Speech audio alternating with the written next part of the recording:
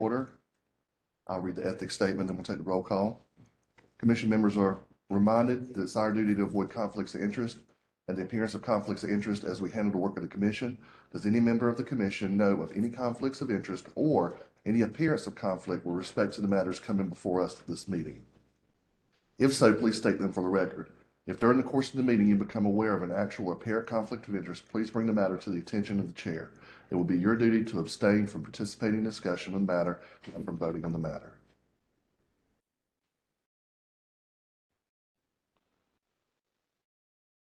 Dr. Fair, we have a roll call, please. Yes. Commissioner Jody Ray Autry. Commissioner Autry present. Commissioner Ricky Baldwin. Commissioner Baldwin present. Commissioner Maria Bishop. Commissioner Marlena Blue. Commissioner Shannon Brayboy. Commissioner Brayboy present. Commissioner Karina Cameron. Commissioner Cameron present. Commissioner William Cheshire.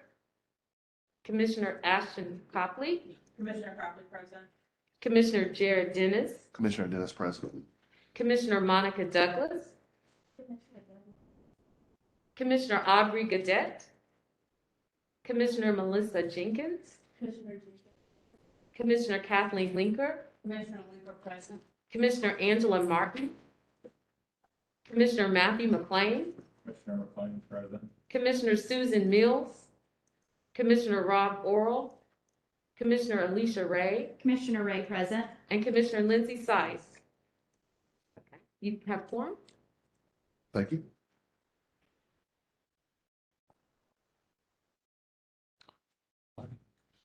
Before we start, Ms. Walls is going to show what it looks like to do the reconsideration piece, using mine as a demo.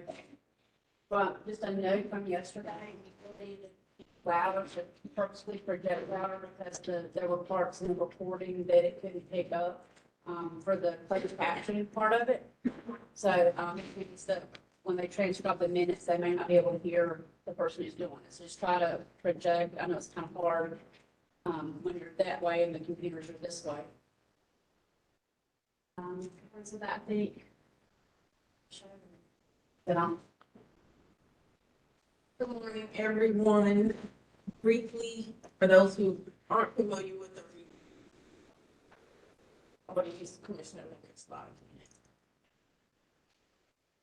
And for this demonstration, I'll just use English language development. So when you log into your menu, still make the same choice. And then you'll go to the reconsiderations link. And you'll see the votes or the bids that are up for reconsideration. There are two links now. You have the reconsideration vote, your vote, but then, which looks just like your voting page from yesterday. After you submit your vote, you go to reconsideration notes and just enter your reason briefly for reconsidering your vote. It doesn't have to be very detailed. It could be something as simple as I changed my mind, but if you feel sufficient to justify it. And if you didn't change your mind, you need to say, I didn't change my mind. So just technically all fields. Because what will happen is on your final report, there will be a column to show the reconsideration votes. There'll be a column to also show your reconsideration notes along with the notes that you've already provided for your so that everything is entered for the stakeholders. So your notes, basically your rationale behind your vote, especially if you changed your vote. Any questions?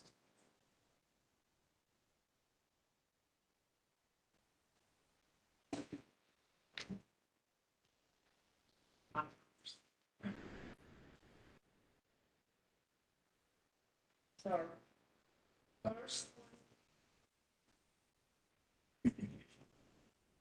I got it right here. Here it is. I'm going column. I got Inquiry at LLC. You have 25 minutes. It's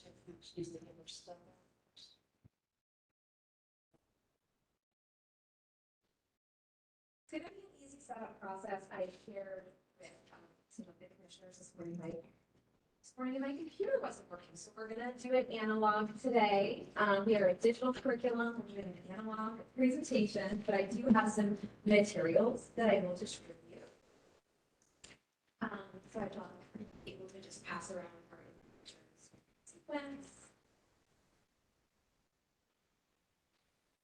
You understand when the end of passing around. Sure, thank you. I'll say some steps. And then the other thing I'm going to pass around are the features updates that we made to the curriculum that I'm going to talk more about during the presentation, and just some source files, and you can just leave these down here, and then I'll let you know.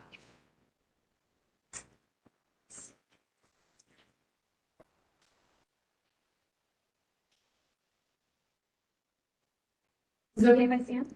Can I stand here? Whatever you want. Okay. Good morning, everyone. Thank you so much. I am very pleased to be here to talk about inquiry journeys, our K social studies curriculum. My name is Christine Davis. I'm a partnerships strategy executive. For today's presentation, I wanted to talk about alignment to your inquiry strands. I know a piece of feedback that I've heard yesterday from multiple commissioners was that you saw strong alignment to the inquiry strands. So I wanted to talk about that a little bit more deeply and the importance of that alignment. Two, I wanted to talk about your content standards and some of the gaps that the commissioners noted around certain content standards and specifically address some of those gaps. Three, I want to talk about some features updates that we made to our digital platform that I think address some of the concerns that the commission brought up about access to sources and usability. And then if there are any kind of questions, so first of all, I just want to thank you all so much for the time and effort and thought that you put into reviewing inquiry journeys, and particularly the feedback that you shared yesterday. I think one of the things that I heard about here was that across grade levels K through 5, you saw some really strong alignment to your inquiry strand. So our focus on compelling questions, supporting questions, gathering and evaluating sources, developing claims and using evidence, communicating ideas, and taking informed action. So our curriculum is actually designed really to address all of your inquiry strand standards in a very thoughtful and coherent way that is scaffolded across grade levels.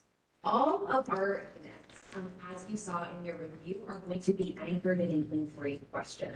So this, to use the language of your standards, is the compelling question. This is going to be a question that is open-ended, that is complex, that's going to be really interesting and juicy for students to dig into. Then all of our units start with a launch. This is where we introduce that inquiry question to students, where we hook them into the inquiry using some engaging anticipatory activities, and probably most importantly, where we invite students to generate their own questions for investigation. Then students move through a sustained investigation of content, a series of investigation modules, and you'll see the content for those investigation modules outlined in that scope and sequence that you're passing around. Each of those modules is going to be framed by an essential question, what you would use in your language of your standards, what you would call a supporting question.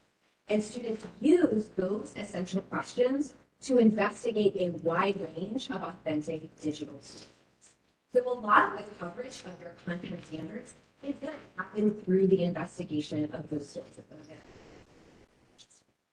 So students move through this sustained investigation and they develop disciplinary knowledge and skills.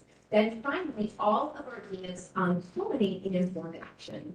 And this is when students have the opportunity to authentically apply what they've learned to solve a real world problem or make a positive impact on their community. So when we think about the ways that students using this curriculum are taking informed action, we've seen groups of students create a community garden, run a winter clothing drive. So they are using the learning from these inquiries to engage civically in their communities and to make a positive impact beyond their classroom. And they are doing that in each and every inquiry. So I think one of the things that really kind of sets this curriculum apart at every single grade level is that this is authentic inquiry. Students are moving through that full inquiry process, and it is student-driven inquiry, not our questions. The curriculum publishers' questions are driving the inquiries. It is the students' questions that are driving the inquiries. They are using a question formulation technique at the beginning of each and every inquiry to generate their own questions and to use those questions to guide their investigation. So I would say that the authenticity of our inquiry and the student-centered nature of our curriculum is really important. The other thing I want to point out, and I mentioned this earlier, the sources really fuel the investigation of content. And so while I know that you spend a lot of time reviewing our resources and materials, we have literally thousands of articles and videos and other multimedia resources from award-winning that are linked right up in the curriculum. They're just for teachers and students. But in order to see coverage of the content standards, sometimes you have to look at so many sources to see it. So I want to bring a few sources to light here today, so we can see maybe where there are standards covered. It was just a little harder to see that in your review because it might be integrated and embedded in one of our sources. We think that that investigation of sources, however, is a really important way to structure the inquiry. One, because that is supporting students in developing those media literacy skills, right? They are engaging with the sources authentically and digitally. And so they're able to really develop those source analysis skills. And we know that for preachers, having all of those sources curated for them and coming from sort of trustworthy, high quality sources makes their, their approach to planning and preparation of lessons easier, right? So we're able to both have this really robust inclusion of a wide variety of sources, but also be able to have all of those sources curated. The other thing I want to point out is our focus on claims and evidence. During each unit, students have several opportunities to construct claims that are supported by evidence and reasoning. And these are going to be experiences that are developmentally appropriate and that are going to spiral in complexity across grade levels. So I know that claims and evidence really come in as priorities in your standards and grade, but I'm going to make a really strong case, particularly for our K2 bids in this state, because we do such a good job laying the foundational stakes for claims and evidence. We have students as young as kindergarten making a claim about how to get help in school and supporting that claim with a combination of pictures and words using evidence from texts that we've read. So we really think about how to support students, even very young grades, in making a claim and supporting that claim with evidence and reasoning in a developmentally appropriate way. It's then going to prepare them for the work that they would do in our 3-5. So then the final piece I mentioned was informed action, and I think I provided some examples of how students across the country who are using this curriculum are taking informed action. But I think the important thing to know is that at the conclusion of each inquiry, students are working with their peers in the classroom and with their teacher to construct what we call the inquiry challenge statement. And this inquiry challenge statement is going to articulate what products they want to create based on their learning and what audience they want to present that product to in order to make a positive impact. So again, when we think about sort of the authenticity of the inquiry in our curriculum and the many places where students have choice about that inquiry, from articulating the questions at the beginning of the unit to leading those investigation sources. I know many of you noted that the students do a lot of independent and collaborative investigation, teacher as facilitator, right? Students are leading those investigations, and then finally, they're deciding how they want to take action, how they want to make a positive impact. So this is a very student-driven approach to inquiry, and I think aligns incredibly well to your inquiry. So now I want to talk a little bit further.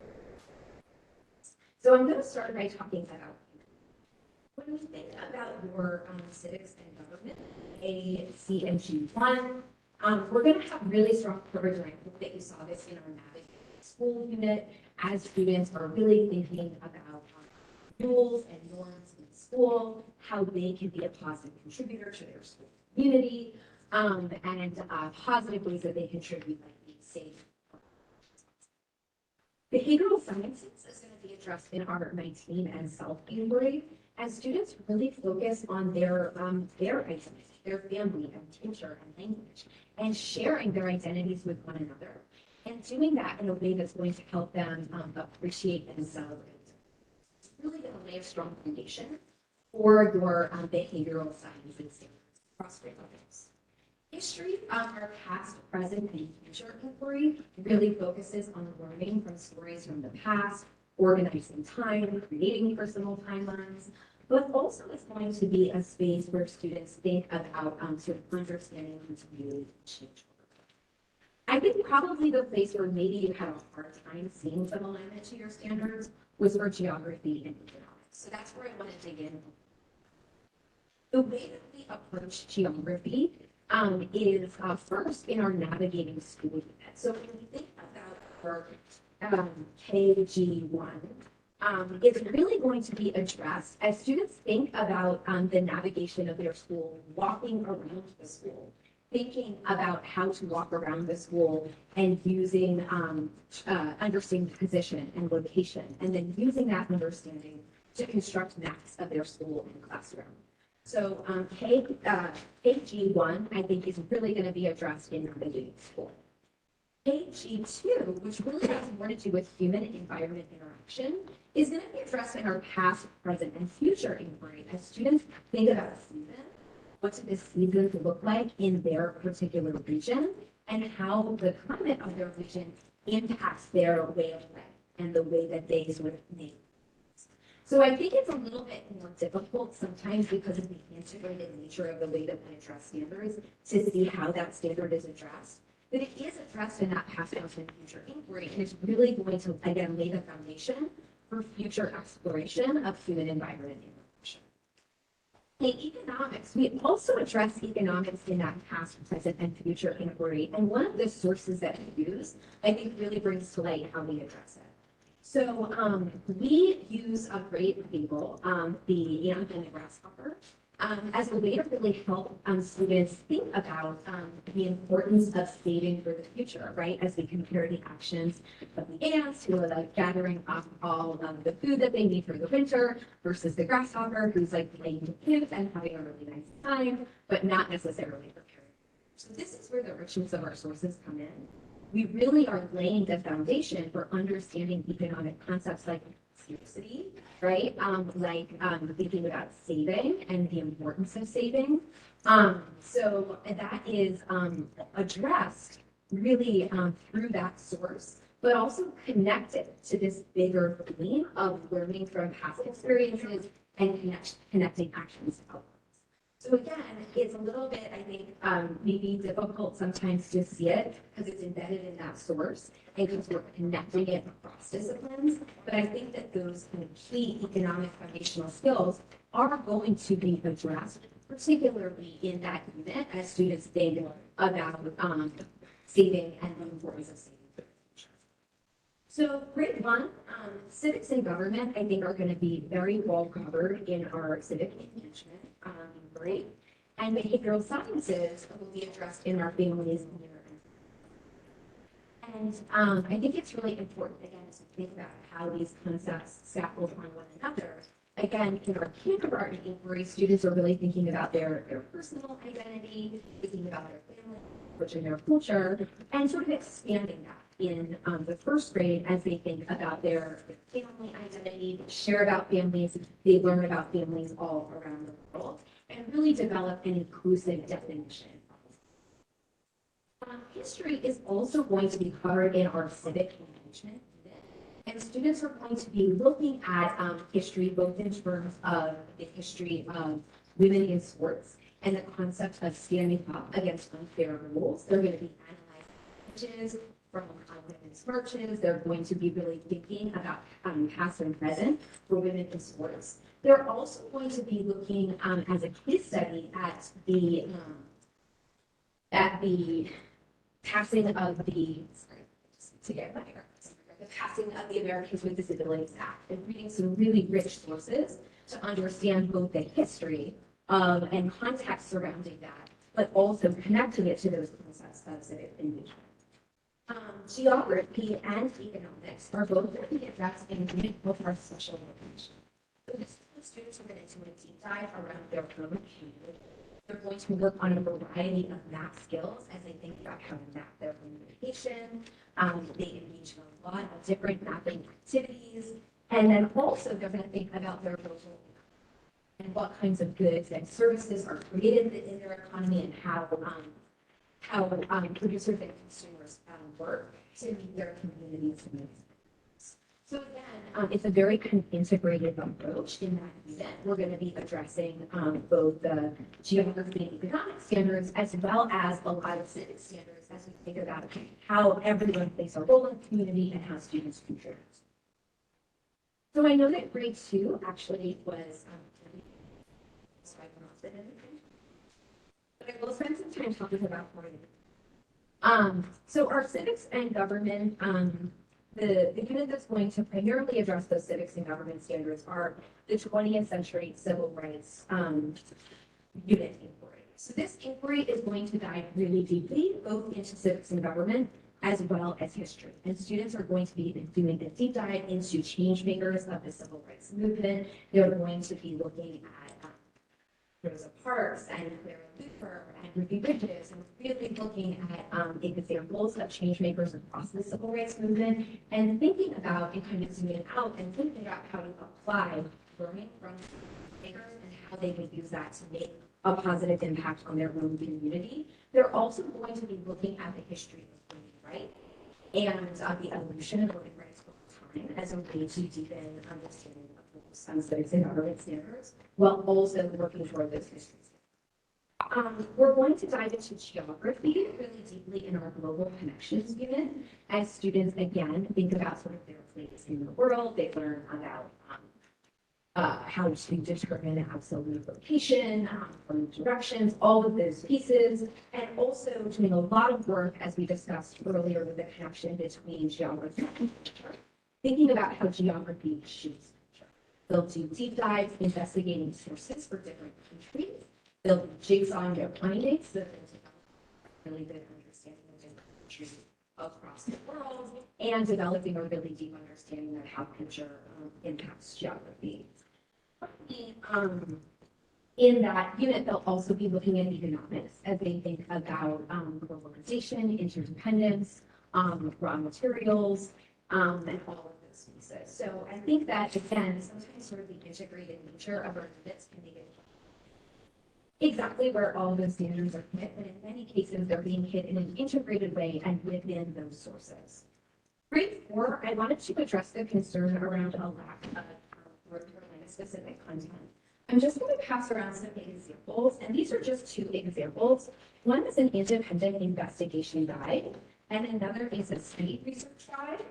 And I made one over there that provides some examples around, yes, a statement file. So in our state's history inquiry that we integrated into 4th grade, we have curated tons of sources that are going to be North Carolina specific. And again, they're just going to be one click away. So you'll see in these statement files, they're basically set up where teachers have all of the links that they need to get directly to really high quality, authentic sources about their journey to statehood. Whether it's independent investigations of Indigenous people in their region. All of the sources have been curated. So what you're going to see in the lesson might be the structure that teachers will use, right? How you set up those investigation stations. But the actual coverage of their content standards are going to live in those sources that students are investigating. So I'll pass around these different these statement files and research guides. We have tons of these integrated into our state's history unit, and they're going to provide lots of trustworthy, vetted, North Carolina specific resources. The other thing that are is also going to focus on your regional economic story, really thinking about historical regions in North Carolina, how industry has changed in North Carolina over time, as well as diving really deeply into personal financial literacy, which I know is a focus on the standards. grade 5, we're going to address your civics and government standards, I think fairly comprehensively in our rights and responsibilities unit. Behavioral sciences in our Native America unit. We focus on history throughout with our colonial era, American Revolution, as well as in many ways American. I think that probably your biggest concerns that I heard yesterday were around geography. So in terms of geography, Native America, I think is really where we go deep. Students focus on different Native American rural areas. We really try to focus on the diversity across Native America and Native America in past and present, and making connections between the development of different Native American cultural areas and the geography across regions. So we're really connecting geography to culture in that Native American. And then finally, our focus on economics is primarily in our colonial era unit, where students are really going deep around colonial issues. And I know that there were some concerns that we did not hit on the personal financial literacy standards in 5th grade. We hit on those very strongly in 4th grade, but we don't have those integrated into 5th grade, so you're absolutely right to point out that. But the technology of our digital curriculum enables us to insert what we call flex lessons. So you could literally and easily move a lesson from 4th grade to 5th grade on personal financial literacy to hit on that North Carolina standard, and that is what would show up in a teacher's account. So we offer really high degrees of customization through that flex lesson feature. We work with school districts all across the country. They can customize their curriculum. They can move it in out the So we offer tons of customization, and the digital nature of our curriculum enables us to move things very flexibly to address state standards or to address the specific needs of a school district. So the final thing I'd like to hit on this time that I have remaining are the feature updates. And everybody, I think, should have a, yes, everyone should have a copy of this in mind. I know that one of the concerns that came up yesterday was accessing all of the sources. Like I said, the sources fuel our investigation. So if teachers can't access the sources, of course, that is a huge problem, right? So we have actually, and I shared this with a group of commissioners yesterday, worked to ingest the vast majority of our sources internally to our platform. So you'll see on the bottom row here, enhanced and updated sources. Students and teachers of our diverse source centric make them easier to access with fewer external links, more Spanish translations, and better language grade level. So in the case of the EPIC sources, all of the books that you looked at are going to remain the same, but teachers will not need to access them externally. They will access them right through our platform. So we have pretty much solved that EPIC issue. You are not the only people that had concerns about it. It's something that we've been working on. Additionally, I know that there were concerns about usability, particularly for new teachers, but for all teachers, right? As we shift to inquiry, we know that ambitious inquiry-based learning can be a challenging transition, right? Especially if you are a new teacher or if you're new to inquiry. So updates, these are just feature updates, not content updates. We have slide presentations for every lesson. We've streamlined our lesson directions. We have created detailed assessment guides. So each and every assessment in our curriculum that you looked at now has an assessment guide for teachers. We also offer, as you'll see on this, extensive professional learning support as a part of it. In summary, I hope that a few points that I've made today are, one, we demonstrate, I think, incredibly strong alignment to working towards standards, and we have a very authentic, student-centered approach to inquiry, and we think that that approach is really, really. Two, I think that we have broader standards coverage than you might have been able to see in your initial review. And I think that because there are so many sources, and because of course, no matter how much time you spend, I don't know that you would be able to look at all of the sources that we curated in the time period that you had. Much of the standards coverage is happening within those sources. And I've tried to provide some examples today so that you can see that that is in there and it's just a click away.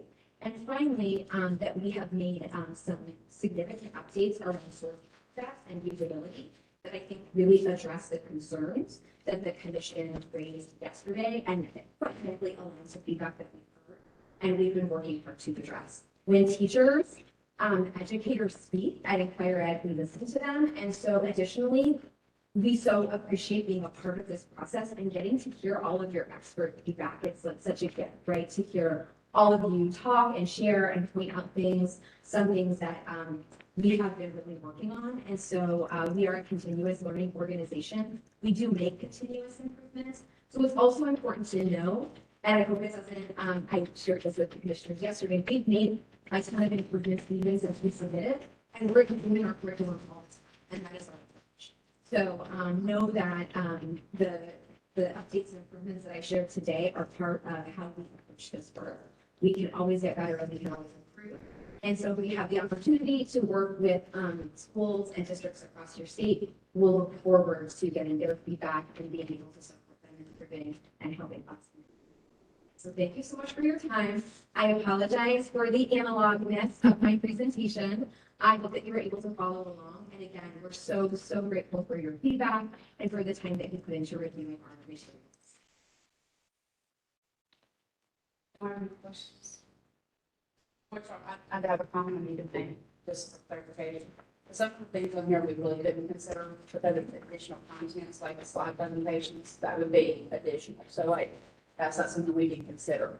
The linking what the epic books are externally internally is something we consider we didn't change. As long as the books didn't change, it's just the how to get to them that is more user friendly. And I think that's where a lot of the resources were located, and that was a big part of the problem, was accessing them through Epic, through the curriculum collection part of the. Yeah, so that helps clarification, but anything that's additional, like slides, that sort of stuff, we would not be able to consider, but we could consider the easier way to get to existing curriculum resources that were part of the bid.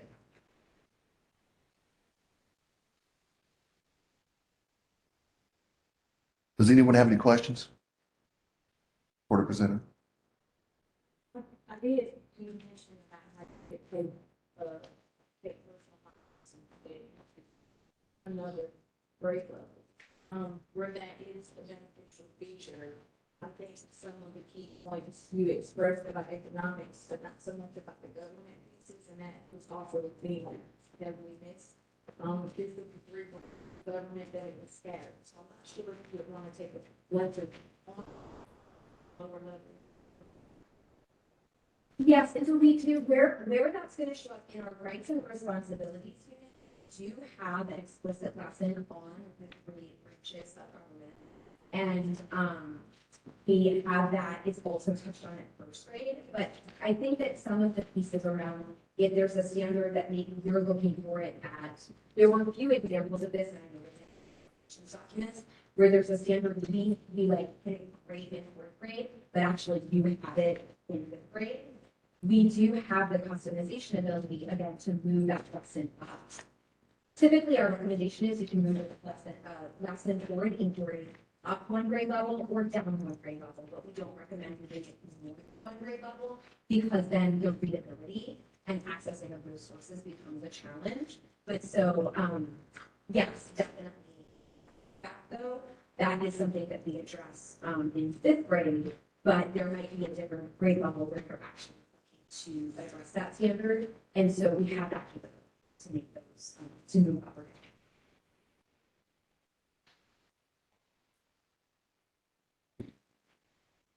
Any other questions? If you guys would pass all the material back, she would need to take that with you. You can add it to the things. Just pass it down, we need to for the collect when we start our discussion.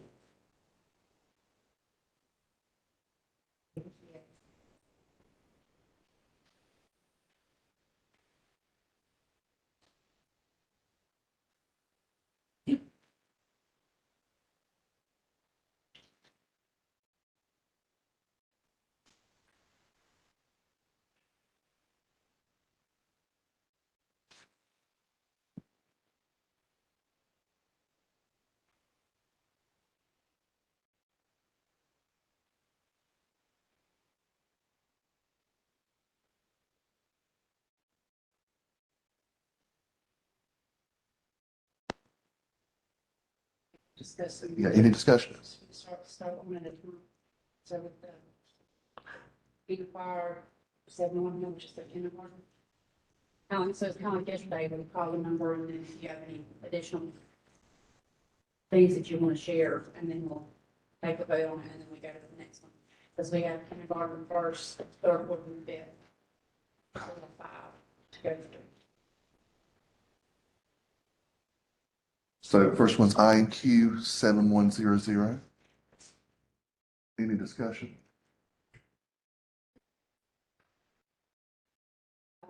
Commissioner Linger, I did play a little bit around on the platform last night, and that and talk the information that she provided, I think a lot of access to what the materials were, not that the materials were. That the fact this is a new platform, it's a new way of thinking, and that's hard for a lot of people to wrap their minds around. It's not a traditional approach that doesn't make all the criteria. I was closest to 80%, it's not there, and so I personally don't like, I say, but it's still not, it meets the 80. It's not much above 80, but my areas of concern through what I was last night, I could easily see that the 80 threshold is have to dig deeper to go higher. That's what I found when I was looking at the material, and then the presentation is kind of confirmed. And the ethics was my big concern. I know that that's a thing that in the past we've had access to and did not have access to, and now we're getting access to. And so if you didn't have access, that would be a huge no for accessibility. Commissioner Ray, I agree with what Commissioner Linker was saying, especially with regards to Epic and now knowing that that can be accessed throughout their platform. I also found through the presentation, I think it's a great feature to be able to pull a unit from a grade level ahead or below and be able to put them into those spots where, it may have been missing. One concern that I still have is a lot of our teachers, this particular platform, like Commissioner Linker was saying, is a completely different way of thinking about it. And it's definitely a progressive way. And I appreciate the difference in content presentation to students and having the students own it more. But I do have concerns about the amount of, frankly, professional development that would have to be put into being able to have teachers think in this, be able to present the content in this way versus the traditional way. I like this. I'm not saying this is not good. I think that it's more of a systematic approach rather than just a textbook. I know I kind of agree with that, but I also think that we put the material up that it meets the criteria, and it's up to the district to know what, if like my district, we would be able to, because we have a lot of people. Yes. So we might have more than someone who wouldn't have video focus. So, I mean, I think that that's on the district to decide if the material meets their mode. Does it meet the criteria? Does it meet the standards and the criteria? As long as there is support for the PD to get the end of it to be successful. It's definitely not something you can just say, here, go, if you don't have that background. Right. Or in the process of establishing that PBL or STEM model. Right. Any further discussion?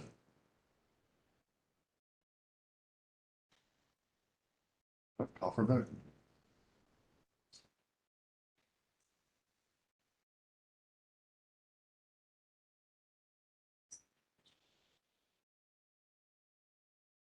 So remember, after you vote, then you need to go back and Put your notes.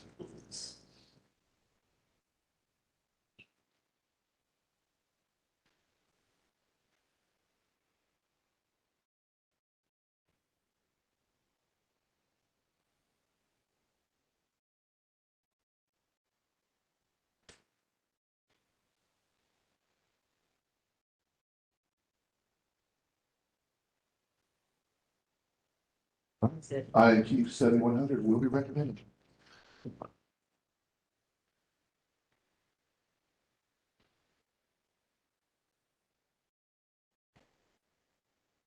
Give y'all a second to put your notes in.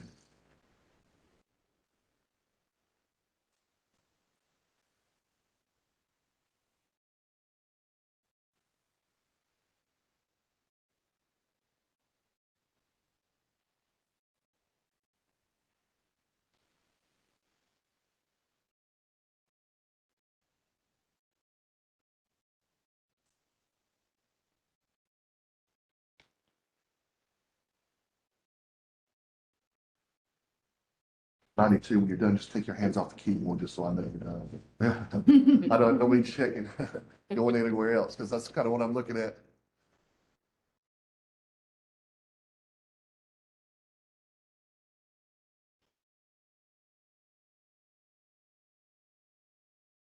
All right, I'm gonna move to the next one.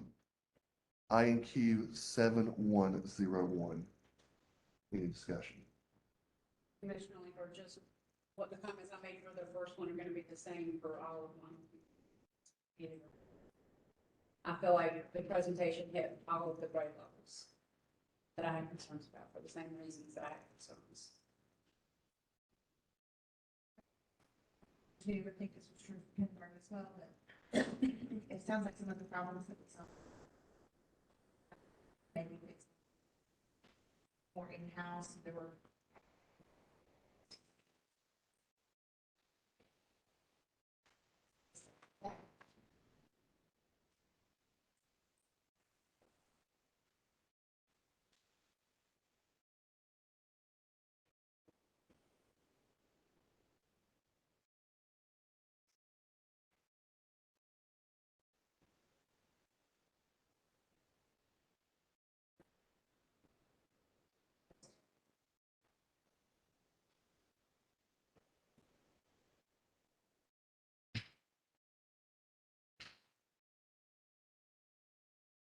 Any further discussion?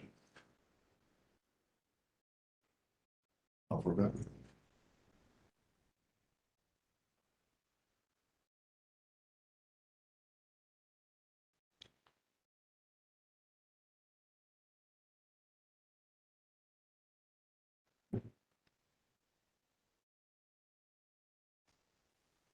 INQ 7101 will be recommended.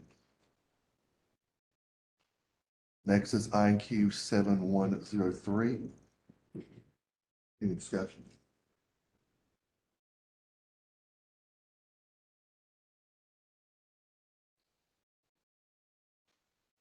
Commissioner Ray, one of my greatest concerns about 7103 was the lack of information about North Carolina, both in 7103 and 7104, which we'll get to in a minute. But with the information that was shared regarding the North Carolina unit and the emphasis on research, I would feel confident bumping the information from less than, currently I had it at less than 50% of the curriculum. But I feel confident now that it would meet that 80% threshold because of the research that could be done to further fill in those gaps. So I feel confident that it would meet the 80% curriculum.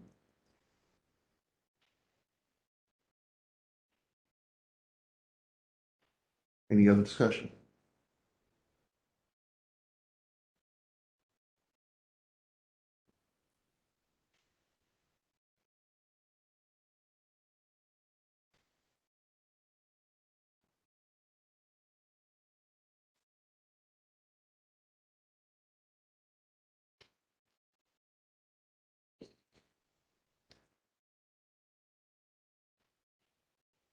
All right, INQ 7103 will be recommended.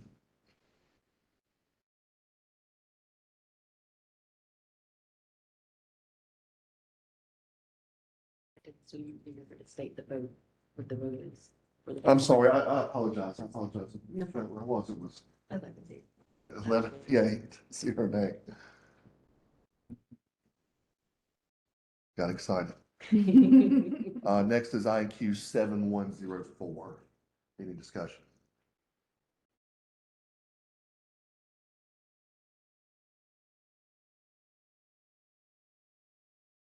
All right.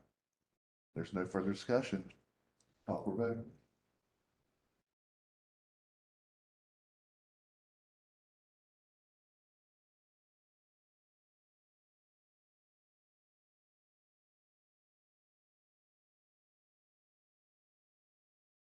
I have 11 yea, 0 nay. INQ 7104 will be recommended. And finally, I have INQ 7105.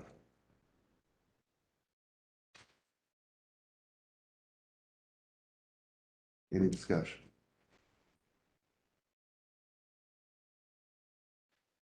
Call for vote.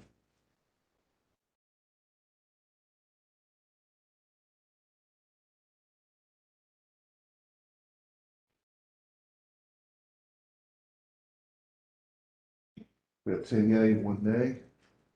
INQ 7105 will be recommended.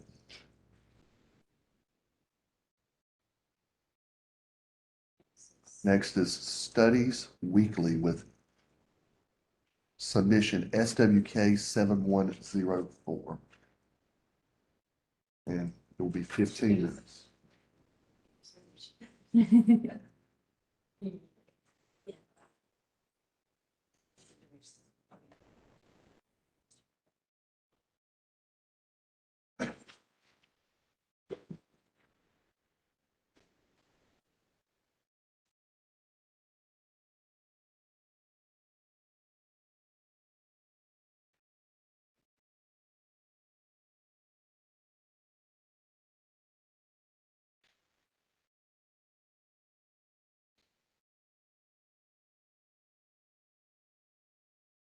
Good morning, everyone.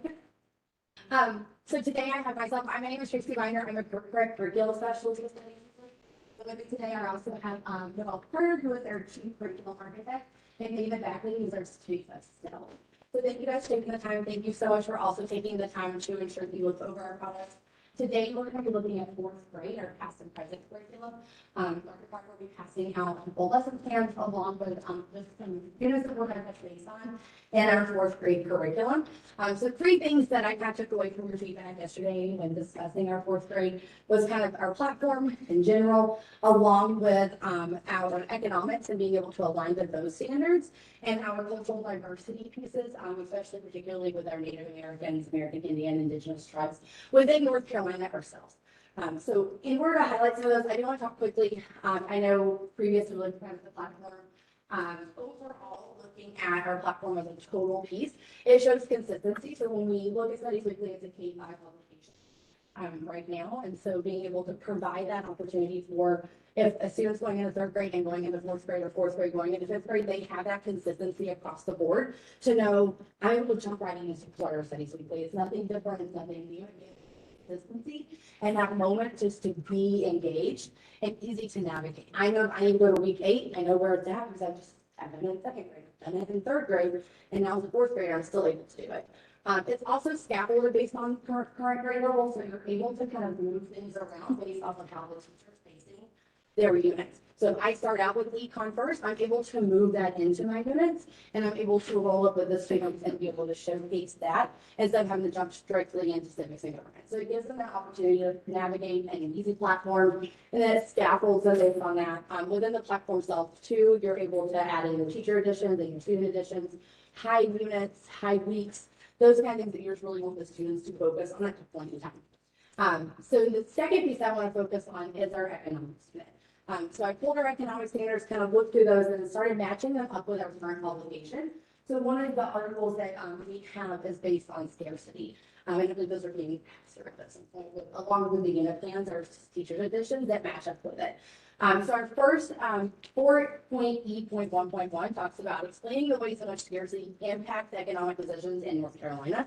We made sure that we added in not only scarcity, but interdependence in North Carolina. We focused it on the history aspect as well. We're able to loop in the history standards as well with focusing on the Civil War. So what does scarcity look like in the Civil War? And not only that, but what is scarcity? How did the scarcity impact our farmers? How did it impact the economic pieces of North Carolina, especially looking at the different regions of North Carolina? So how did economic scarcity with farmers impact us in the regions in Western North Carolina versus in Eastern North Carolina? And with that, we even highlight in there, and I'm sorry, it's a little blurry based off the projector. It does talk about, in the Civil War and scarcity, what happened to all of our farmers?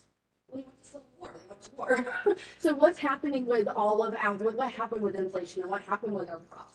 And that's kind of what that article digs deeper into, and allowing students to see war causes these economic decisions of scarcity to affect what North Carolina was going to look like at one time. Another example, this is kind of my favorite, so I'm digging into it, was looking at the 4.E 1.2 and 1.3, which economic growth and factors of production and influence of resources. North Carolina has a great amount of human resources in it, especially with manufacturing that we highlighted in our articles. This is in week 14, in our articles about our economics unit focusing on pharmaceuticals, technology, and motor vehicles. So we added that in as a huge industry for North Carolina. But then from there, how did that affect our research triangle part? Why do we have research triangle? And being able to add in our founders of that and how we use the human resources and the technology in North Carolina to create this research triangle part and create the opportunity for our students to see the connection between the two. Okay, so these are our largest productions. Here's a huge industry that's, creating growth in our area. And some of these areas our kids live in, North Carolina, I say our, I'm from North Carolina, so if I say our, that's right. Our kids are able to really see those connections and those pieces in there. And so that hits those two standards. And then I do want to take a quick moment to look at our platform, in which we are also able to see our economics unit focusing on personal finance, and being able to see in the personal finance unit itself, again, looking at what it would look like for teachers, earnings and income. So how does savings actually, create debt, and how does it create investing, and what does banks look like, and paying taxes?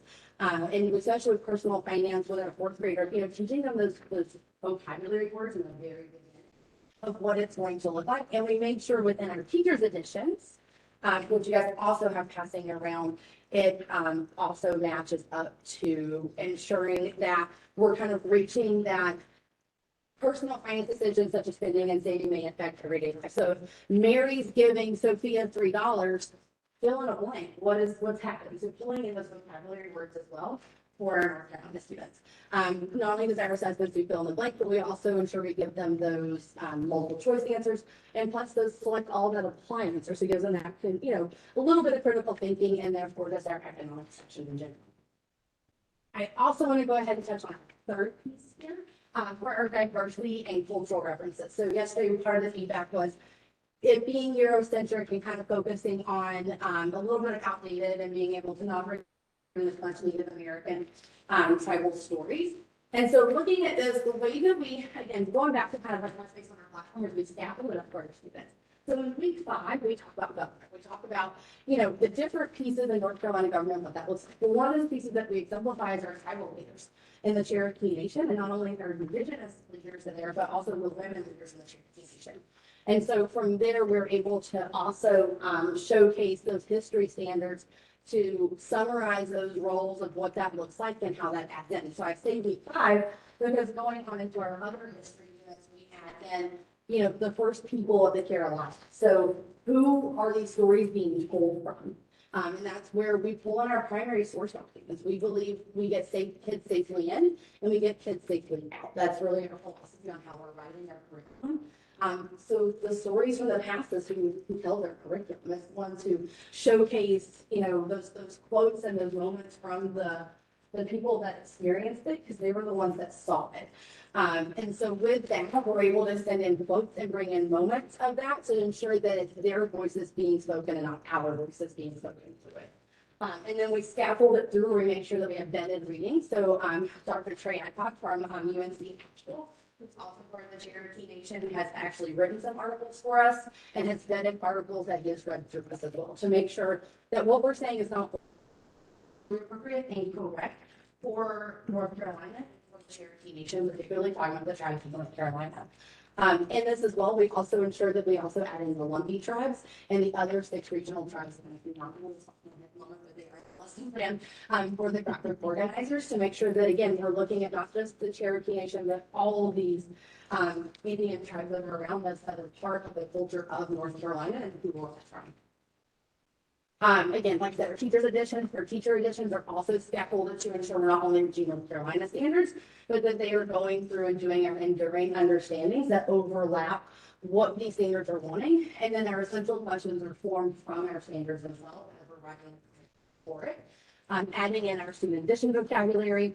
And then, our lesson plans, I was looking at, like the American Indian trade routes to make sure our lifestyle levels are measured up, which I appreciate you guys noticing that yesterday. And it was one of the great feedbacks that you guys noticed the ELA components that we had into all of our stuff. But really being able to showcase, here's what we want the students to be doing. This is how we're getting them in, this is how we're getting them out, and this is the learning that's taking place. Especially on it being their voices and not necessarily our voices coming out in the text. We've also had experts that have collaborated, such as John Lee, and I mentioned Dr. Adcock earlier as well, as our key components of making for sure that our inquiry is in place, but also that all of our stuff is coming from the cultural viewpoints of people that it's their history showcased. I also want to talk about real quick. So as you guys can see, this is our graph from students that are using our publications. Fourth grade is actually one of our largest population of kids that we're affecting right now in North Carolina, with 32,000 across all the districts in North Carolina that are being taught using our studies with good product of fourth grade. With that as well, we have a couple of testimonials that we were able to pull that people have been using it. Our platform is Google friendly, which is a huge component with all of our districts that are doing that Google platform. I loved Google Classroom when I was a teacher and being able to things around it. It works out very well with that. A lot of our teachers love our videos that come in with our lessons and our 3.0, along with how closely it really truly aligns with their standards and how we don't just focus on one standard of econ, but we pull in history and we pull in personal finance, we pull all these other pieces that overall across the board are going to help kids learn and teach kids the skills and the standards that we need based off of our current standards that we have. And with that too, we didn't only just pull our fourth grade teachers, but also our instructional coaches, or the ones that are coaching studies weekly in the classrooms and in the buildings that our work is currently at. And also part of this is we're only $8.15 per student. With a 5-year adoption, we're $40. We are print and digital, and based on how we do our format, we're able to update as needed, and based on what state need and how things pivot and how things change in the world, we're able to really update, especially our curricular pieces.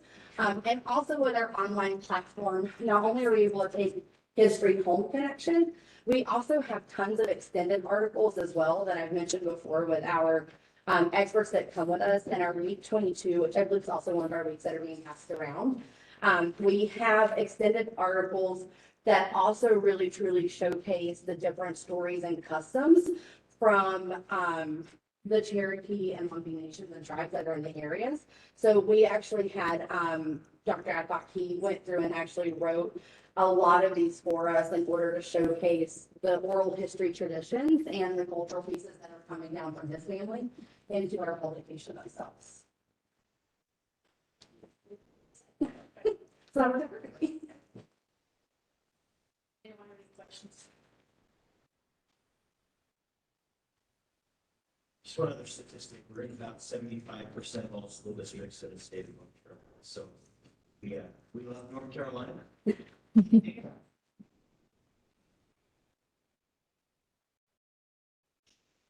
No questions yeah. Thank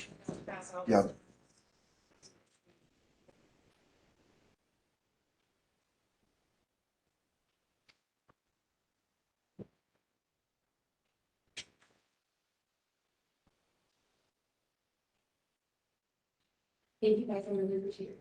Thank you. It's time to do discussion. Commissioner Linker, I did vote in favor of it to begin with.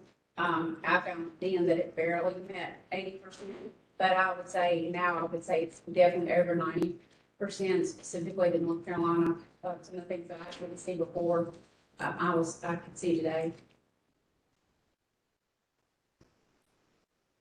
Commissioner Douglas.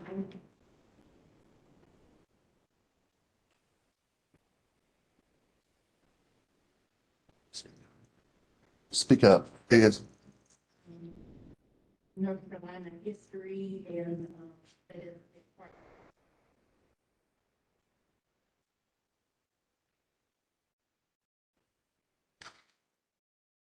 Commissioner Baldwin, I like how the information was presented that line. Standards specifically documents that.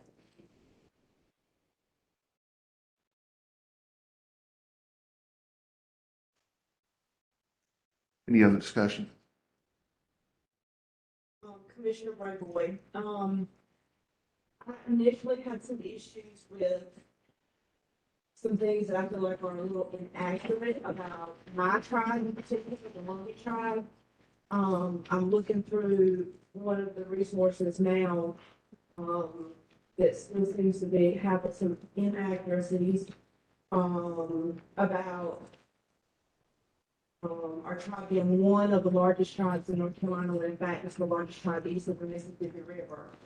So I think there are some content stuff that still needs to be tweaked, maybe some consultation with some non-recognized tribes in our state. But I do appreciate the fact that I'm seeing more things in the material, like, I think I saw reference to like the Lumbee Tribal Council in the government section, so I do appreciate seeing more inclusion in that area.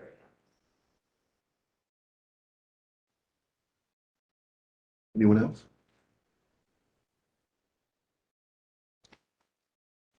Call for a vote.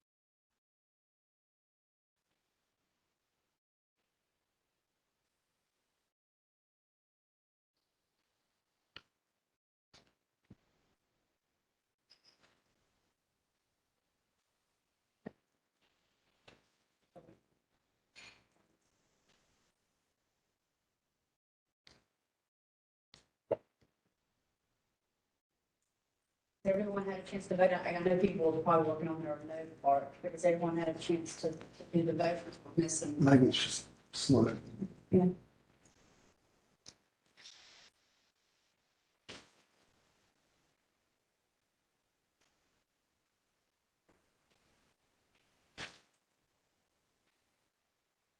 We're waiting, Lexi can. You come on up here, but until we get. Yeah, but she gets set up. But you can bring your stuff up. If y'all check one more time just to make sure you voted.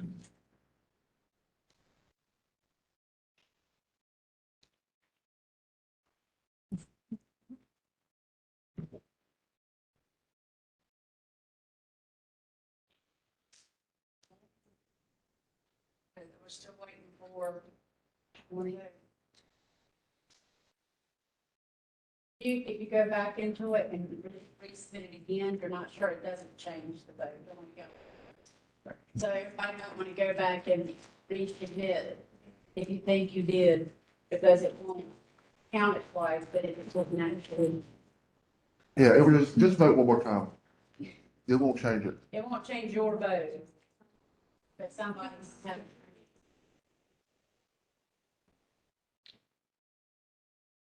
There it is. Boom. So we have 11 yay, 0 nay. SWK 7104 will be recommended.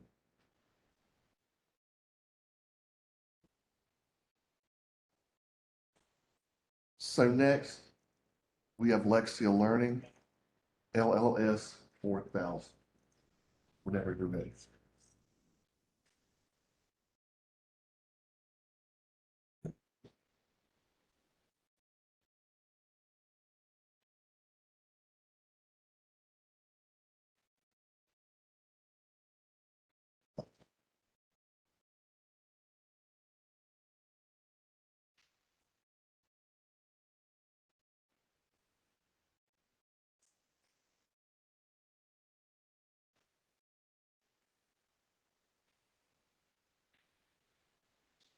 So when we do this, guys, I'll be going to the EL side of the platform. This is our estimation.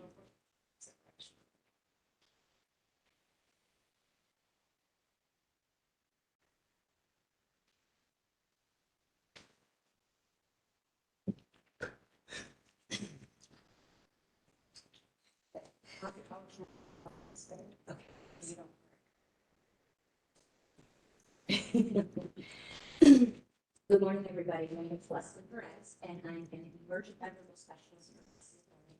So thank you very much for welcoming me to this process and welcoming me back for the second day. So thank you. So Lexi English is a very different product, right? Probably very to reviewing these types of processes. So I'm going to address all the concerns that I heard yesterday. But before I do that, I just want to give you a quick overview, if you wouldn't mind indulging me a little. Again, it is a little bit of a different program. So Lexi English is an adaptive blended learning program for K-6. It supports students' English language development specifically, okay? So through academic conversations focused on speaking, listening, and grammar. So Lexi English was designed around sort of these key elements here that you have on your screen. So the first is the asset-based model. So we purposely use the term emergent bilinguals. We want to highlight that our program languages, cultures, prior experiences, right? Very new. We want to look at these experiences as assets, not deficits, right? Learning English is an opportunity. It's not an intervention, okay? Very important. Cultural responsive pedagogy. So Lexi English features, which you may have seen, obvious 17 ethnically, culturally diverse characters. Each one of these represent 13 of the most common languages spoken in the United States. This is so important for our emerging bilinguals, right? We look at this as using it as mirrors and windows, right? These are the exact. This is the same diverse population that the program serves. And we want them to feel like the characters are relatable. We want to feel like that they're understood, right? Mirrors and windows. Very important process with an emergent bilingual learning a language in our environment. In Lexi English, conversations are infused with content around academic conversations, so science, social studies, math, by general biographies. It is 100% aligned, I promise, and I'm going to talk about that in my next slide. So it also follows an adaptive blended learning method. This is really important to the program, okay? We look at it as a three-pronged approach. We've got the online component, which is the artificial intelligence. Students spend anywhere between 10 to 20 minutes in the program 3 times a week. But equally as important is then maturity-led component, right? That's actually prong 3. Prong 2 is the data. The data that teachers are getting, truth from what the students program, because then going to give them actionable feedback and be able to get targeted intervention for the students, right? So that we're not worried about access testing once a year where we have no clue where these kids are at this point, right? No more surprises. We're going to be able to see all the way through how these kids are progressing, how they're scaffolding through these proficiency bands, which is so important. There is nothing else out there that does this. I have to emphasize this. Okay, sorry, get excited. So all the way along, as I said, in line with the adaptive blended learning is this progress monitoring data that I'm mentioning. Language is the driver of this program. It is not a literacy program. It is why it is focused on speaking, listening, and grammar. Lexia has literacy products. That is not what this program is.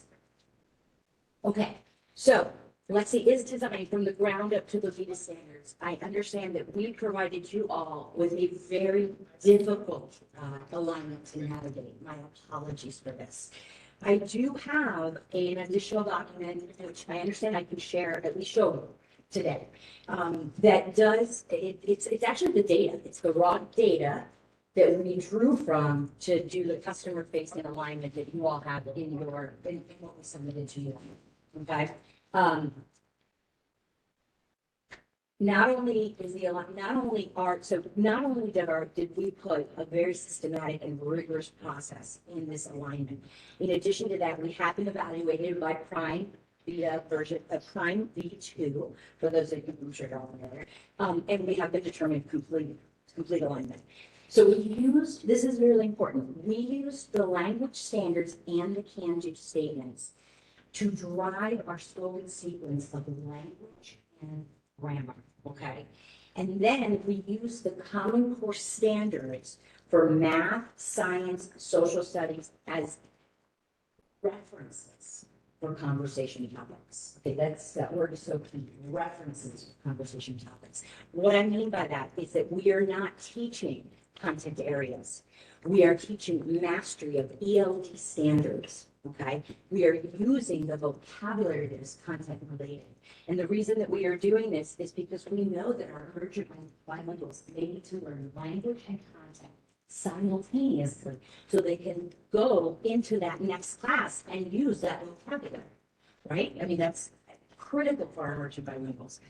Okay, so what I've done, just to show you a little bit, is that I've chosen one of the standards, the ELD SCK, Informed Expressive, okay? And what I'm going to do in line with that adaptive blended learning method that I'm talking about, I'm going to show you what it looks like in the online exercise, and then I'm going to show you how it shows up in the data, and then I'm going to show you what the offline lesson does that treats all three, okay? So I'm going to bear with me. I'm going to toggle over to first show you the spreadsheet. All right, so this spreadsheet would have made your life way easier. So you'll see. Okay, that's not very big, is it? Okay. All right, so what this spreadsheet is that at the bottom here, this is the online video alignment. And so what we did in a much clearer way is we created the alignment so that you could see where we align for every single standard, every single grade level, okay, in the online and in the offline. Okay, so here it is. Here's the standards and where we align. Where you see these highlighted yellows, the reason these yellows are highlighted is that this correlates to the example I'm going to show everybody. So what I did was I did a quick control find for my example in our alignment, and I found it popped up 34 times. My one example popped up 34 times in the standard alignments in the online. In the offline lessons, it popped up 7 times, also highlighted in yellow. I know this isn't really helpful. Good intentions. And then the third tab is actually the samples that we had in the alignment that we provided you all. So remember, this isn't new. This is the raw data that we then created that document you all looked at that was really hard to navigate. And so, okay, so what I'm going to show you all today is right here, the ELDSC Informed Expressive. It's in our online learning level 2, activity 1 encounter 2.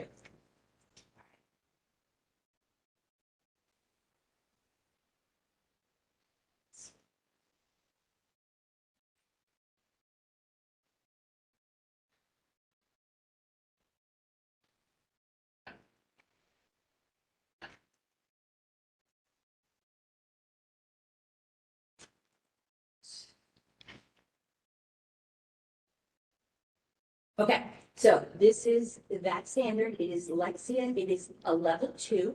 It's in the entering band. The content is science. This is Farah. Farah is, her family country of origin is Egypt. Her heritage language is Arabic.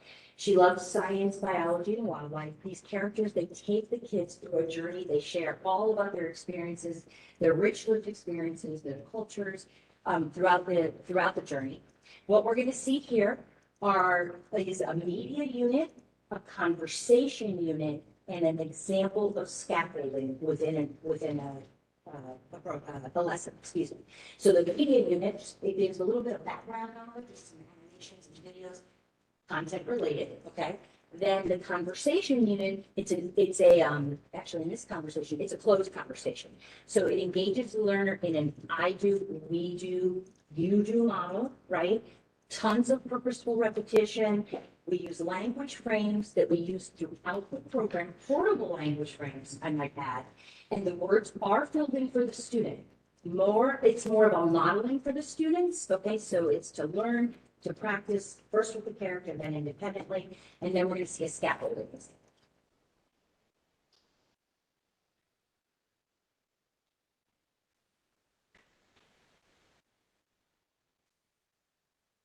Calibration. Let's warm up. Select the microphone and say this. 1, 2, 3, 4.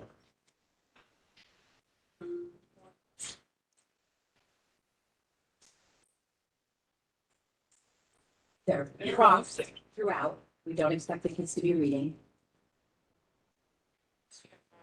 And say, yes, again.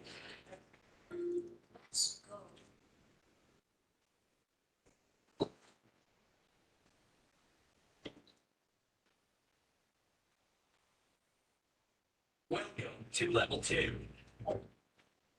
Select a character. They always get the choice. You have 4 characters. Time to chat. Select the microphone and say, let's go.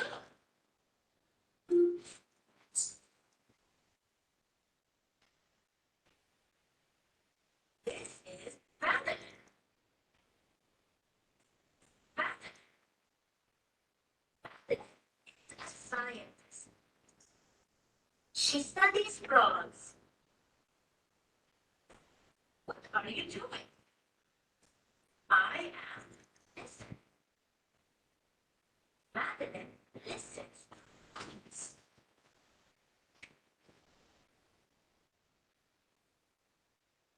What are you doing?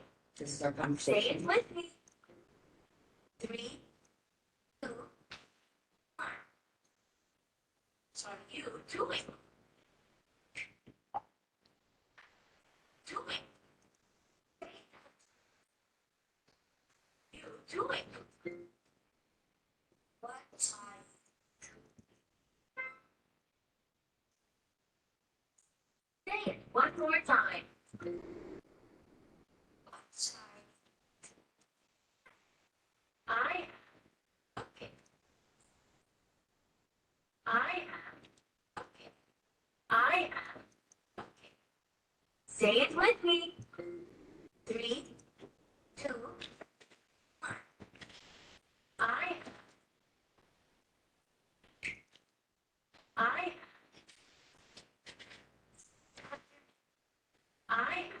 am cooking.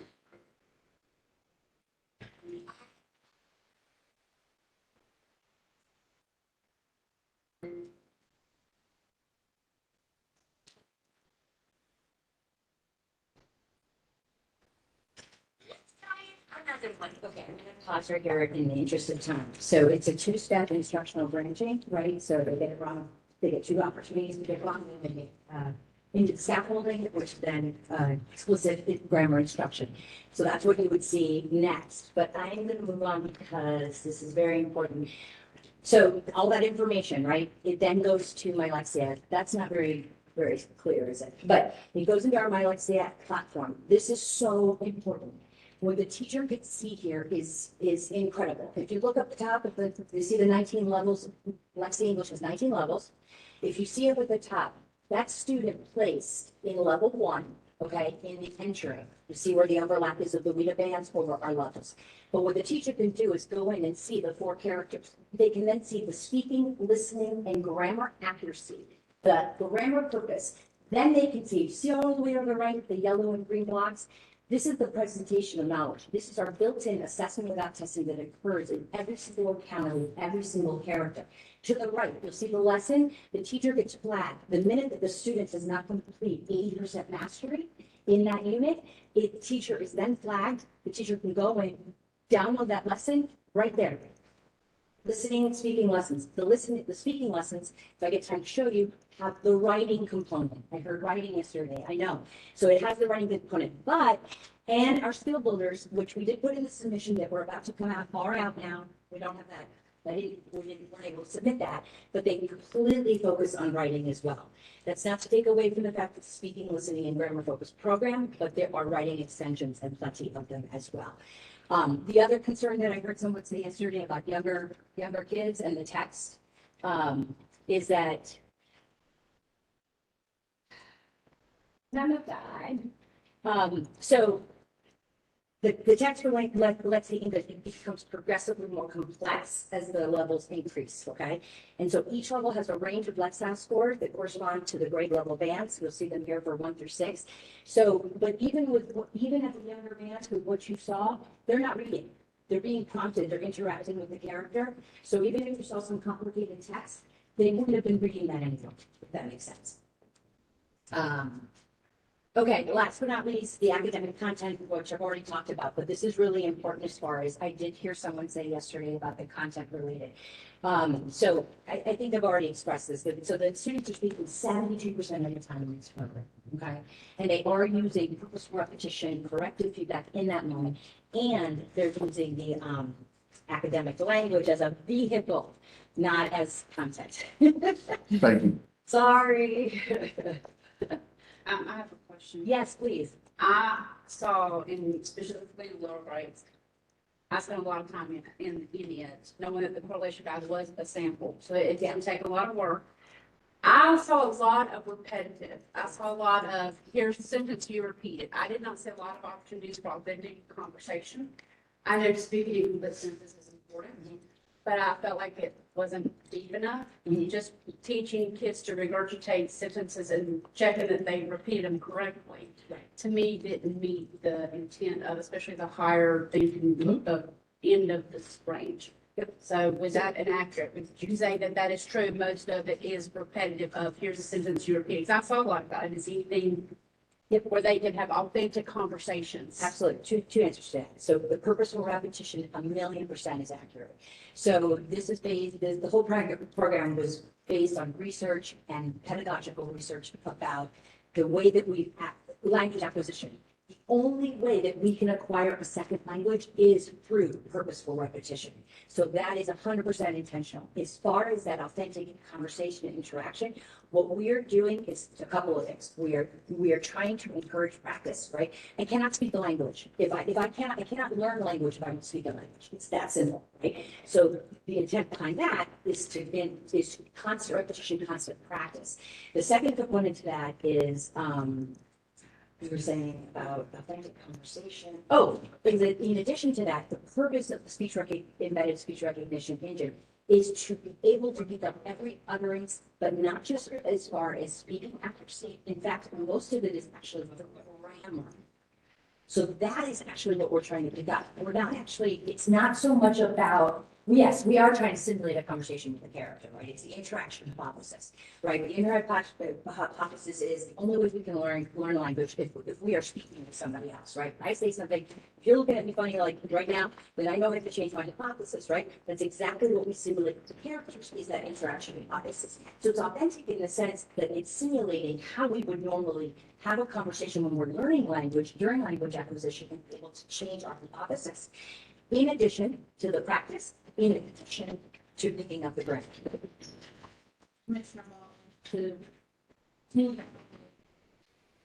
Commissioner Lunker, and I hear your response to that. One of the biggest issues was that the speaking response feedback was not always accurate, and incorrect answers are given as positive feedback. So if you're the student and you're given and you're just worried about the grammar, then where do you get any feedback from the speaking? Great question. So a couple of things. First and foremost, headsets.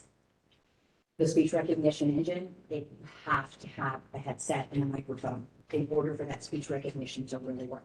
So all the districts that use like English, that's a requirement. Can't use product without it. That's number one. Number two, the speech recognition engine, it actually is designed to be permissive. The reason it is because we are also picking up accent varieties, right? So we actually have to be somewhat permissive.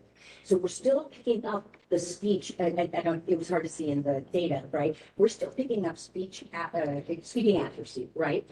But what we're really trying to pick up is the nuances, the differences between that you would hear in a classroom, an apple or a apple, right? In a classroom, you might hear the student say an apple, or you might hear the student say a apple, and it might just, right, gloss over. That's going to pick up that it's an a versus an apple, right? So we're doing a number of things all at the same time, but we're building that grammar instruction to then feed the development of that oral language proficiency, which is critical to literacy. Thank you. Any other questions? What about the speech? Starting speech and so on. I think it's. No, absolutely not. Again, back to that, that's the whole reason why the speech recognition engine is somewhat from this. Absolutely, and also with children with speech impediments as well. If you can understand the child, the speech recognition engine can understand the child, right? And you're gonna see in the data, and you're gonna know your child too, right? And so hence why the teacher-led component is such an integral part of this program. It's not a babysitter. It's not about just sticking kids on to learn English. That is not the intention of this. We need all three components to work together. And when it does, it is so successful and the kids feel so validated and confident. Not as offensive. Any other questions?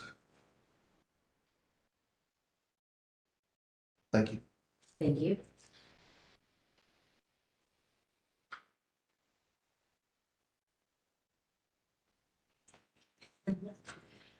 All right, Thank you all for your time. thank you. Any discussion?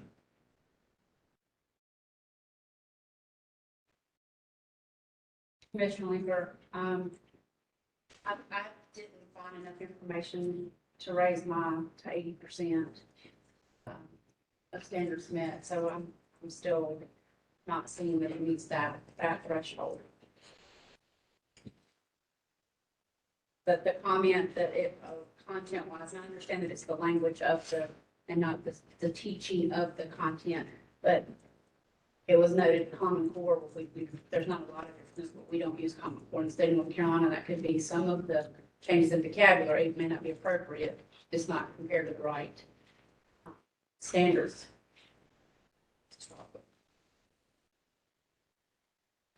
Commissioner Bowman, one of my concerns is that it still may be too difficult for beginning students, especially kindergarten level. Could be better for the upper grades, but it did prove to be problematic for the lower grades. Commissioner Linger, I also remember that this is a K-6, so it has to make kindergarten and first and second and third and fourth and fifth and sixth separately and which is why I kind of look mostly at the K-1, 2, because that's where I had the largest concern.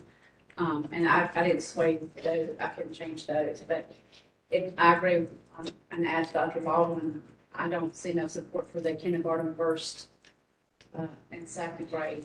Again, opportunities for authentic discussion. I do have students in kindergarten who are close to being proficient that would not benefit from repeating the language over and over and over without authentic conversations.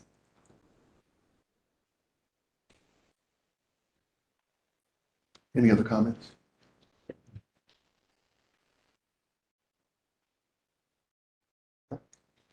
Call for vote.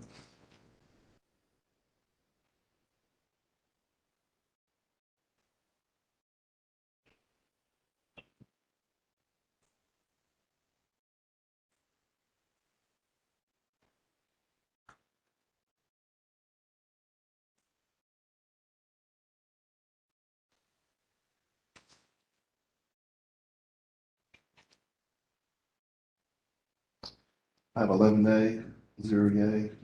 LLS 4000 will not be recommended.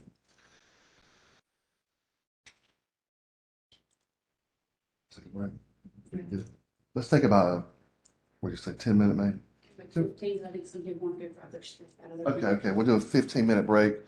You guys can go and grab your stuff if you've left it in the room.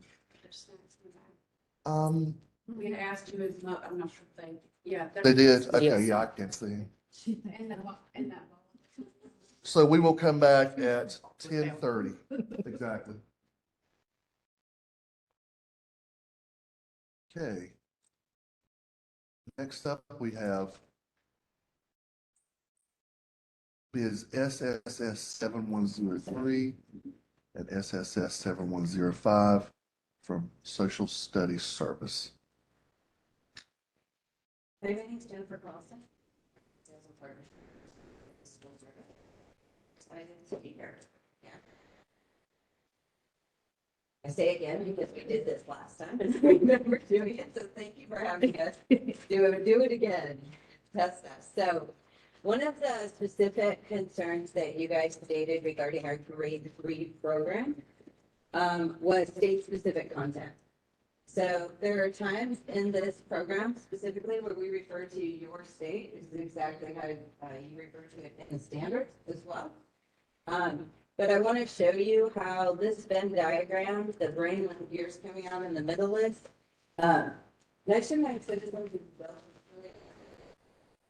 So we want students to learn the skills and the knowledge that they need and then be able to apply it or to extend their thinking to see how those things connect in places beyond North Carolina. So I want to show you an example of how we see that working. So here in this lesson, you can see I picked obviously the easiest target to illustrate this, which is the geography standard, but you can apply the same to the government standards and history standards. In this lesson about the geography of our state, you can see here in the getting started section, which is to help the teacher to activate background knowledge, do the warm up, introduce the topic, that we're already right here asking students which of the natural features are in your state, are in North Carolina, and where are they located at. So we're already planting that information to start thinking about your state. The next step in this lesson is the teacher is encouraged to show them these images. So to show students images of different landforms, the teacher can project the images or hand them out. Students would write the names of their features then in their think books and do a vocabulary activity. And then the vocabulary activity is actually reviewed using the images again.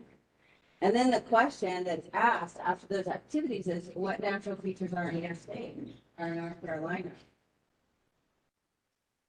So then the students are then asked to pull out their maps so they can write them, right? And now they're asked to locate their state and circle their state. And now they're going to list some information and look at the map and say, do you see any landforms in your state? What kind of a landform can you see on this kind of map? What kind of landform can you see on this kind of map? So you can see the rivers on this kind of map. You can see the coastal plain labeled on this kind of map. Students would be asked, find the Mississippi River, the Gulf of Mexico, and the Great Salt Lake. Those are not North Carolina features, but they're features that are easy for a third grader to find on this map so they can start building the skills and build the conceptual knowledge the student needs. The question that comes after this map activity, I personally love. It asks students what landforms are not on this map.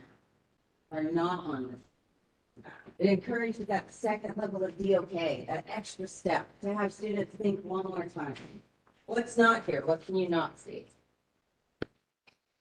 Then in this lesson, the students are directed to the student book. And in the student book now, they're asked to compare these two maps. One's an elevation map. They're asked to compare these. We're still talking about landforms. We've looked at the pictures. We've studied the vocabulary, right? We've asked them to apply this thinking to their state and what landforms are in North Carolina. Now they're going to compare these. And we ask that question, what's not on this map? What kind of landform do you think about that wouldn't be on this map? So now we're going to switch and we're going to ask students to get important and we're going to think about these ones. And now we're going to ask students, what other landforms could there be in your state? What other landforms could there be in your state? Ask them to run their hands across it. We're going to ask them, what is that bumpy thing running across that side of North Carolina? What do you guys think that is? That's not enough. Now we're going to summarize this lesson when we come to the end. And after on these writable maps, we've asked students to locate mountains, plains, lowlands, coastal regions. The teacher is then directed to ask the students to locate and mark the home state of their home state of North Carolina and to list some of those landforms and write right on the map that they see in their state. Then to summarize and assess the lesson, this found right in the teaching materials is the outline found in North Carolina. Now we're asking students to take that knowledge, the knowledge they've learned about the geography and even their map skills, and to apply them to North Carolina. The lesson that goes with this worksheet is they have to write a map legend. They have to write their own map legend with different landforms that they can find in their state, and then they have to mark them on the map. They have to come up with a symbol for them. So this is how we wrap up. Now, in this lesson, you're reviewing it, you're gonna see the words your state. Unfortunately, we're a publisher and we do that, I can see. But we're building great preparation for students to go into fourth grade. Where we built up a fourth grade program that, thank you, you guys approved, that we built from the ground up, completely North Carolina specific. What we're working on here in third grade, we're working on the concept.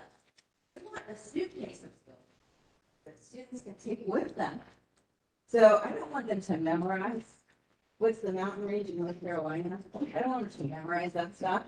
I want them to have a good conceptual understanding of it, so they can apply it all over the place. Now we're going to ask them in fourth grade to apply it to their state. Then we're going to ask them to apply it to their country. And in sixth grade, we're going to ask them to start applying it to ancient civilization and then around the world. I want that suitcase. I want them to take that suitcase with them. One of the other things that was brought up, I know this slide since kindergarten, I didn't lose my mind, you guys approved kindergarten, thank you, was complexity. The program spirals. I know everybody knows that who reviewed the program. The program really spirals, which is part of the reason that I'm up here pleading with you is the value of having this kind of a hands-on experience, K-5, for kids you need. Nobody else for it for students in North Carolina. But complexity was questioned, seeing K2 and then going, I don't see the complexity. I thought, why doesn't third grade get more complex? That was one of the things that was brought up. So I want to give you an example. So I picked, again, I know I took these to Target, I took the econ standards. But if you look at the standards in kindergarten and how we address them. So here, I really should have brought my reading glasses up here. We're talking about just identifying needs and wants. So all we're going to do is identify. We're in kindergarten, right? We just want to identify the needs and wants. And then we're having students make like Venn diagrams of what are the things that you actually need, food and water and shelter, and what are the things that you want at that level of complexity. And in the student book, the kindergartners are being asked to identify the pictures, identify those things that are goods and services. Really visual, they're asking them to then paste them down and identify them. But then when we get to first grade, we get to a little bit more complexity. So as we get to here in grade 1, now we're learning about wants and needs, but we've introduced the concept of choice and multiple options.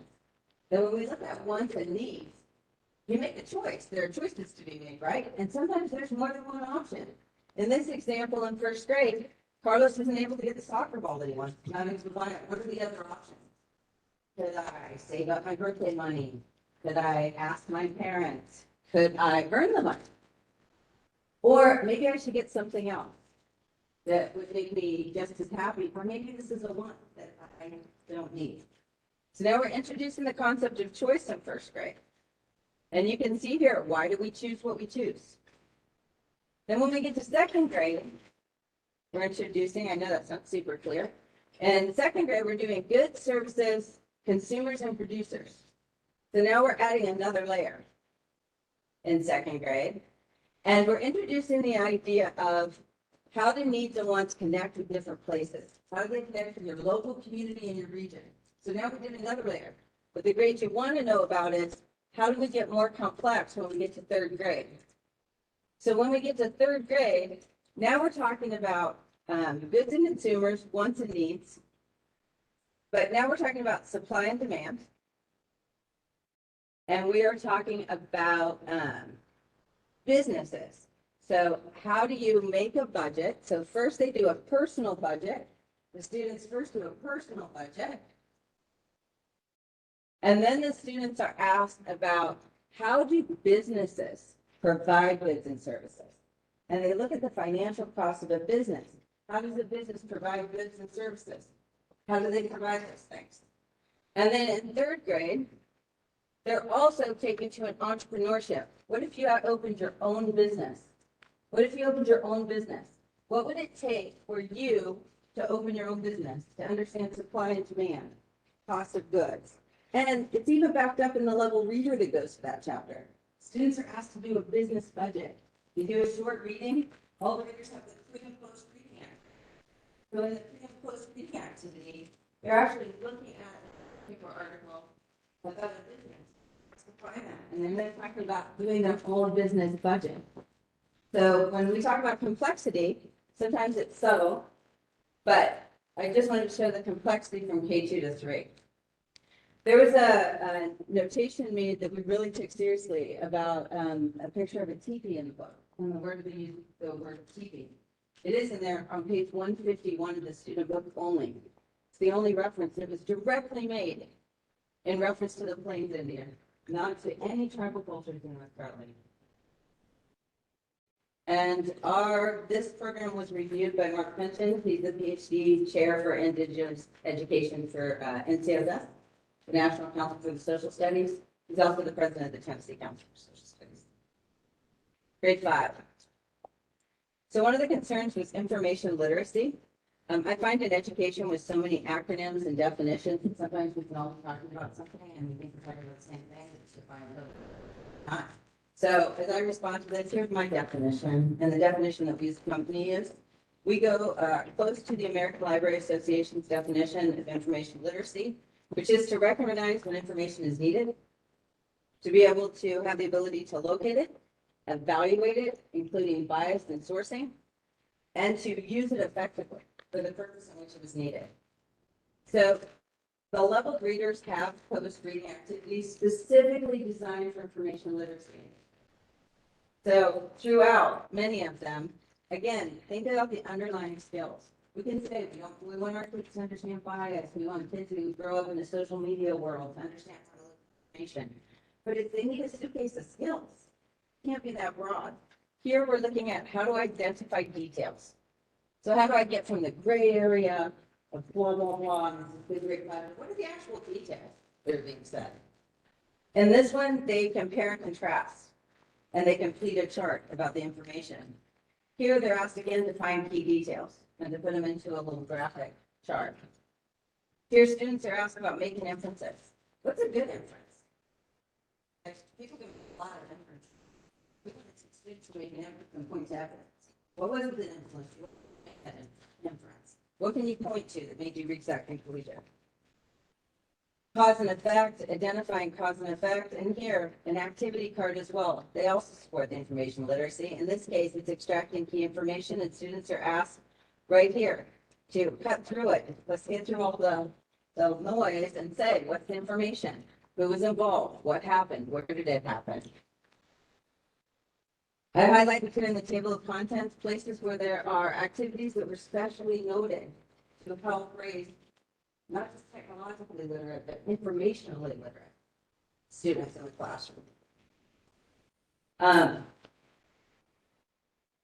This is another example where we're talking about the Constitution. Notice it says at the bottom, carefully read these quotes in the speech bubble. Can you figure out which one is fact, which one is an inference, and which one is opinion? And we're working to the underlying skills. On the social action piece, I'm not entirely sure in the comments how you guys were defining this.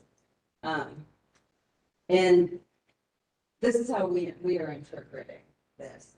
Right from the start of the 5th grade book, I switched to 5th grade, by the way. We know the connections to present day and that things are changing for the better. You can see, although the United States was founded more than 200 years ago, it continues to change every day. And just we make these types of notations and call outs to students throughout the program, including this example of students the age of 5th grade students from all over the country that took action. They took some kind of action in their community for the better, some kind of action in their future. And what's the connection to social actions of the past and the present? In this example, we're talking about protective rights. So much social action is around protective rights, right? Rights that we believe as Americans, these are protective rights in the Bill of Rights. It also causes the Great American Experiment, right? We want kids to know that the tension is okay and the tension is real, right? And it's okay, and it's older than you, and it's older than me, and it's from the founding. Here's another example about women in the 15th Amendment with a writing prompt about applying that to today. And then in this lesson closure, we're asking students One of the other things that you talked about is not having enough content to present day in fifth grade. So here's an example of a connection where we're instructing students to look at, they were looking at the middle colonies, but we're asking students to describe a situation where they had to, where you had to go to work or do something with people who are different from you, older than you, younger than you, different culture, came from a different state, came from a different city, have a different religion, worship differently. And how did that work out to make those connections to the present? Here's another example, even though we're talking about the Declaration of Independence, am I out of time? Yeah. 1 minute? No, it's done. I just flipped off and did go beep, beep, beep, beep, beep. Some reason. It's okay, it's okay. It's hard to look through it all. So open to questions. Any questions?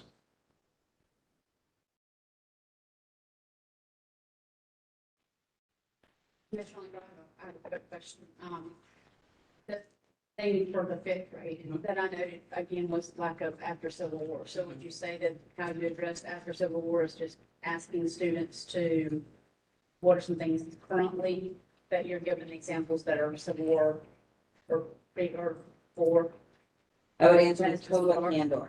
I would answer with total candor. We didn't extend it all the way to 2022. I would say with total candor. We did make a lot of connections, which is the skill base where how can we look at an historical event? What's the through line? What's the string that we pull forward to the present? I left an example up there. We're talking about the Bill of Rights then and now. That's a great opportunity. It's also endorsed like by the National Council. So how do we look at current events? And how do we connect them to events in the past? What's the string that we pull? Any other questions?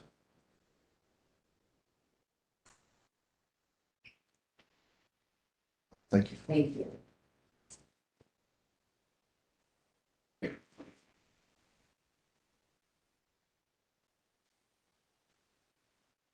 Any discussion? Yeah, hold on 1 minute, please. Commissioner Braithwaite, just to clarify, I am looking at trade social studies standards. And they conclude the Civil War and Reconstruction period.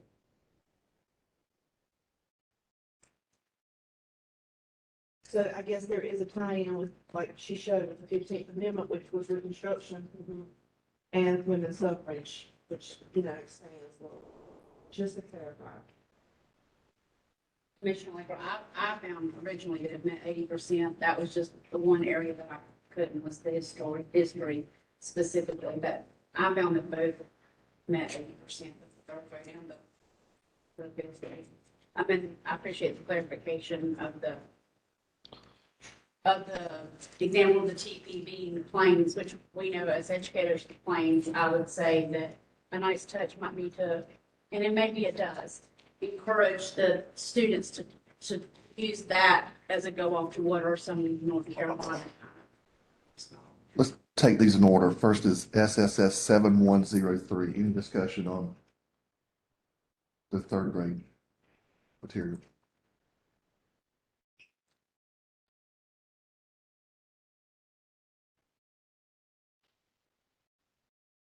No discussion? Call for vote.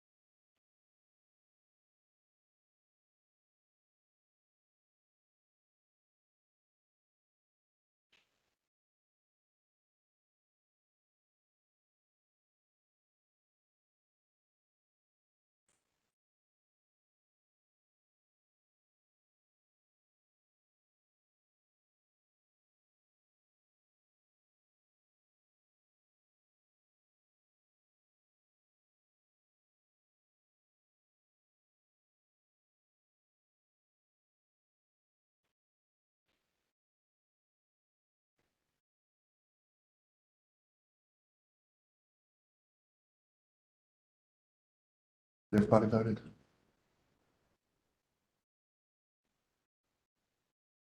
Check just to make sure.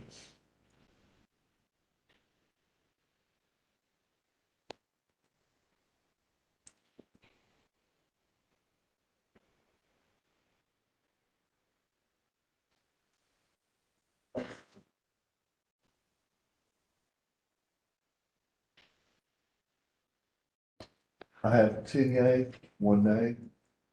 SSS 7103 will be recommended. Now, SSS 7105, there was still some discussion ongoing. Is there any other further discussion?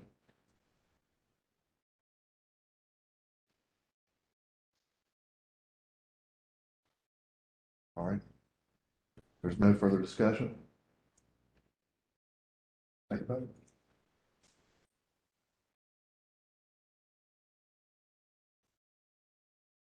I have 10 yea, 1 nay. SSS 7105 will be recommended. Next up are submissions SVL 7103, SVL 7104, and SVL 7110, Savas Learning Company.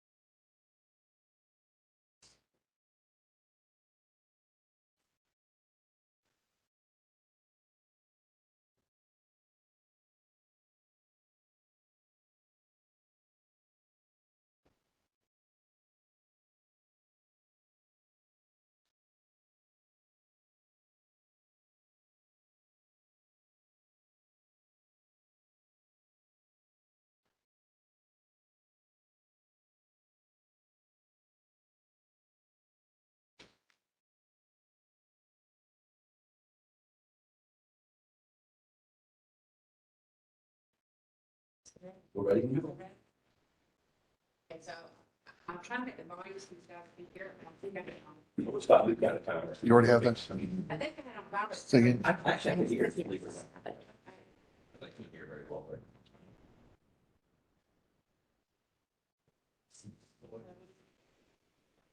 Well, we'll get started. So first of all, Dr. Linker, Dr. Dennis, Dr.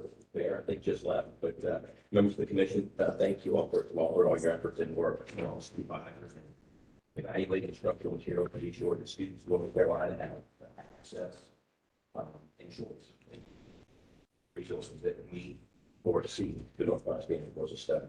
My name is Barney Freeze. I'm with Savas Learning Company. With me today, my colleague Dan Weiss and Anthony Kate, and we're here respectively for request reconsideration of, I believe it was 71003, 4, and 10, our third grade, fifth grade, and economics and personal finance programs.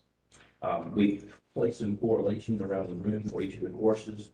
We have print copies of the resources as well. And with that, I'll pass it over to Dan to talk about rate next morning. So we're gonna, we got some multitask a little bit here today. Again, you've got those correlations. You know, that's from our team that has been coming over those for months and months. To show that alignment, again, we feel strongly that we fall far above 8% in all the grades. So be sure to comb through that and certainly see for yourself if you can. But let's talk about specifically grade 3. What we want to do essentially is kind of remind you guys what was the specific feedback that was given to us yesterday, and then we just would like to give a thoughtful response to some of that feedback. So specifically in third grade, we heard some feedback around how we deal with our coverage of Native Americans and indigenous cultures in the text.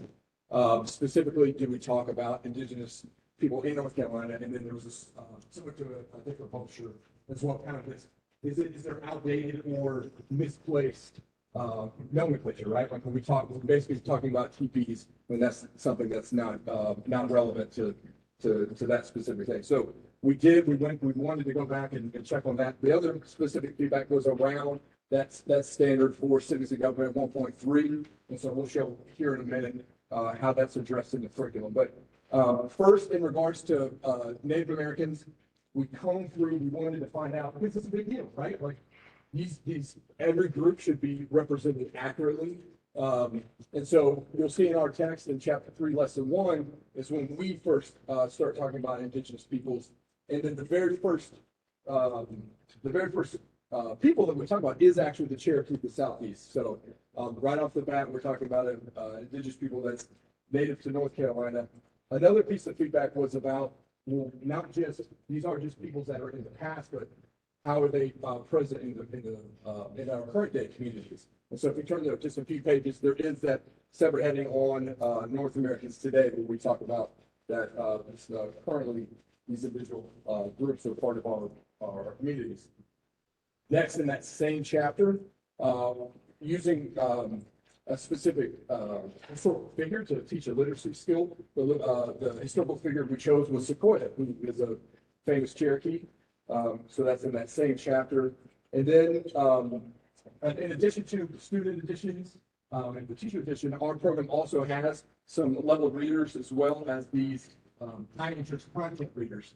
And so we found some places in our high interest content reader for that chapter. Again, when we're talking specifically about, it looks like in this passage, the Cherokee alphabet, as well as, how this indigenous group was first to utilize the Constitution, and drawing attention to that. So, we do want to be, again, fully transparent. It's not like TP doesn't occur anywhere in the curriculum, because it does. But the place where it does occur is one where it's appropriate, and it's in a place that is specific to a specific other indigenous group. So later on in chapter 7, there is a content reader, the 10 most amazing community celebrations in the United States.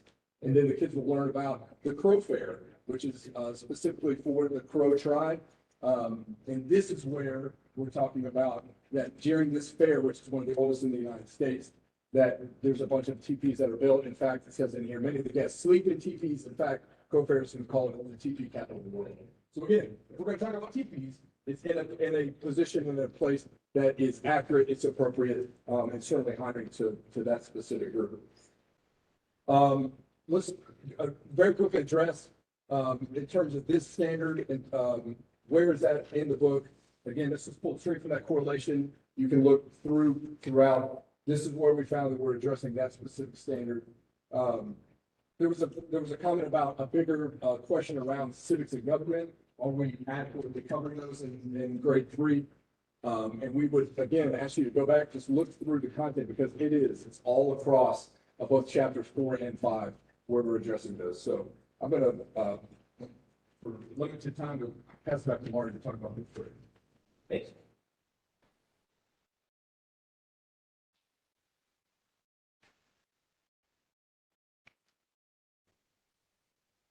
So what we heard during the grade 5 discussion yesterday were a couple of things. Some of them we knew that we met about 80% of the standards.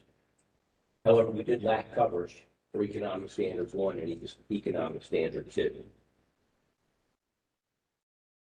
In the correlations that we've handed to you, and as you'll see on the screen, there are a number of citations for 5E1 to understand how economic decisions have impacted the United States in terms of consequence for road trade.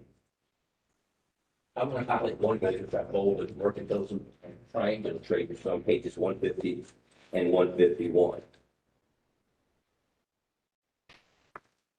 In that lesson, students learned about protectivism, mercantilism, and the map that I've blown out, you see also actually takes you into North Carolina, although not specifically or only, it's really southeast from the products of the 13 colonies, indicates what some of those products which were exports of the state that or the colony at that current time. In addition to the content that's easily notated or cited in the correlations, you'll also find, Dan mentioned, the level readers and content readers that extend that content, as well as digital maps and other interactions in the online experience on our Realize platform that students have access to. Now, when we get to standard 5E2, understand the impact of personal financial decisions, we do have fewer citations. There is less discussion about that in the program.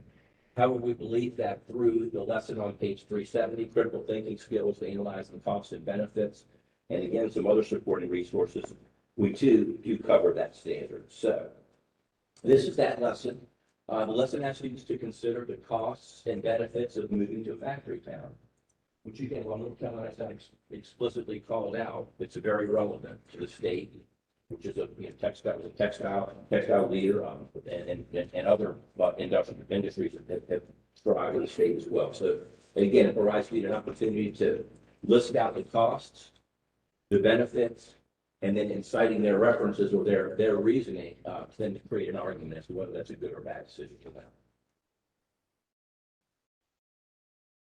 Again, just as I stated earlier, the previous standard, there are other resources as well, video digital courses, quick reference printables, as well as there are the student activity maps which are provided with the program, and those two include additional teacher support. With that, I'll just hand it quickly back to Dan and we'll wrap up. Smarty. All right, so econ and personal finance. The feedback was pretty blunt. It's just that it doesn't address these personal finance standards. That's the biggest correlation that you have is the econ. And you'll see that it's just probably an oversight, and that's A-okay. And that's why we appreciate this opportunity to correct. So, again, all of the standards are addressed in this book, both physically, the actual physical book, as well as online. And the best way to look is it's right here at the front, right after the front matter is where we start, and you can see that it says on the bottom, this is a personal finance handbook. It's kind of the way it's coded out. But then now if you can see that from where you are, but all those pages are lined green. So these green pages at the beginning of the econ book, that's the personal finance handbook. It's about 54 pages of content specific to personal finance. These are just a couple of pages, both of these, the TE and the student edition up here, if you want to see that.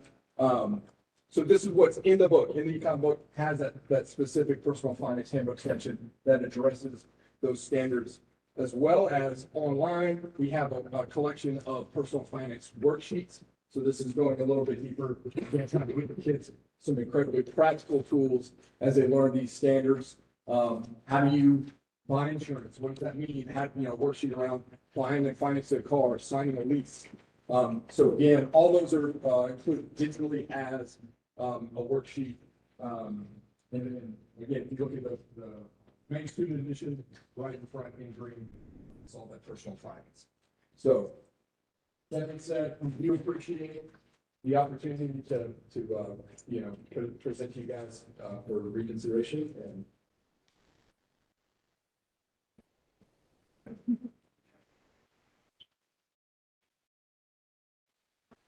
George, I have a question, so short of pulling it, everything was the ebook. Sure. This is laid out exactly the same. Yes. In the online experience, Yes, it is. okay. And we don't know if maybe there was confusion because we also created the flip books, which were the digital replicas of the print book for not only this course, but others. So that maybe there was some confusion there with mixed, I'm not sure. But yes, the ebook, the online experience reflects that same handbook is in there. Another thing we're thinking is to perhaps the label handbook. Maybe somebody think it was somewhere else and they didn't see it.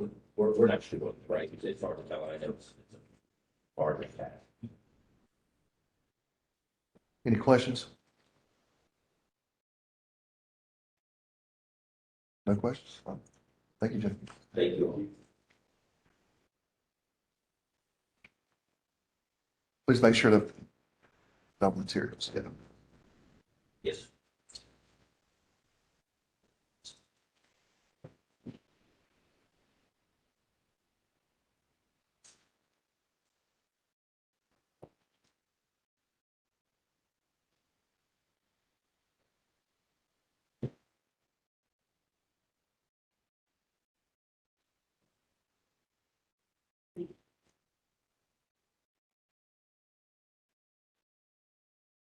All right. We'll start with SBL 7103. Any discussion on those materials?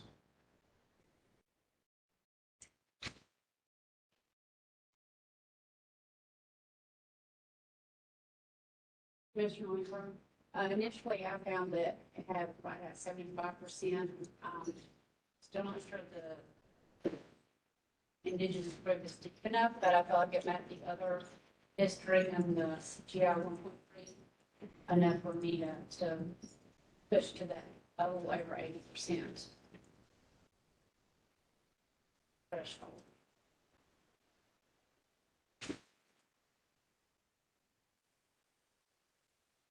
Anybody else?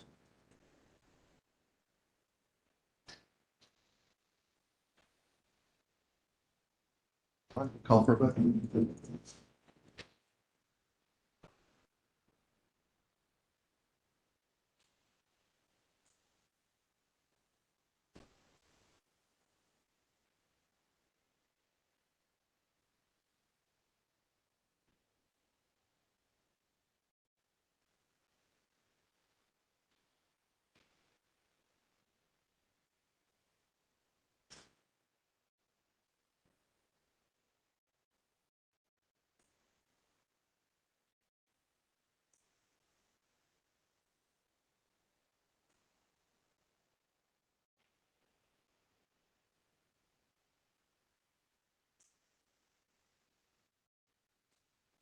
All right, we have 10 yea, 1 nay.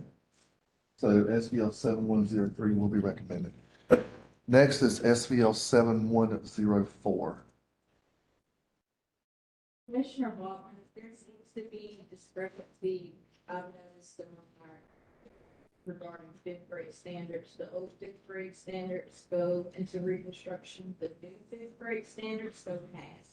I think that's for and some of the advice about if they match standards or not. So that's kind of clarification to, this specific, it does not have to stop at reconstruction. According to the new standards. So that might be a point of clarification with the publishers and which standards they could have been used. So to add on, I did find that it did meet 80% of the standards to the news.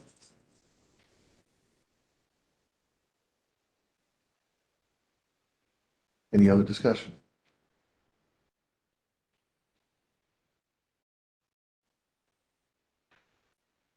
No discussion, call for vote.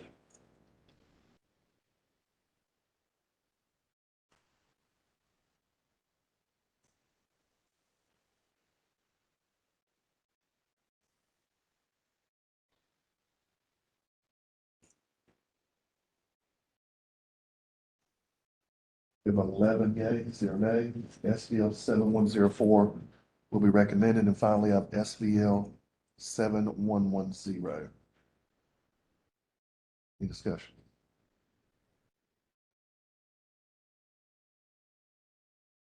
Commissioner Lindbergh, for the personal finance, I know I did not see that input when I was on the website, so very easily was overlooked on my part. And that was the big section that I found did not meet. And I looked through the part. It's there and it's online. I'm satisfied that it met those standards. Especially like the worksheets. I don't remember seeing the worksheet activities for the students either on the doing.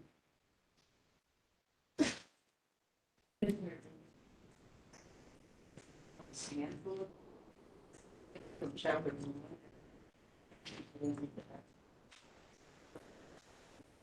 Is supplemental, but not. Looks like it's far.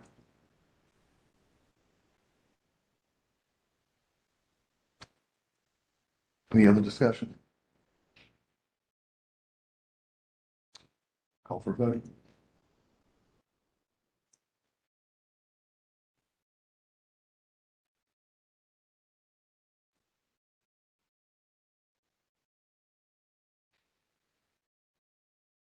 I have 11 yea, 0 nay. SBL 7110 will be recommended.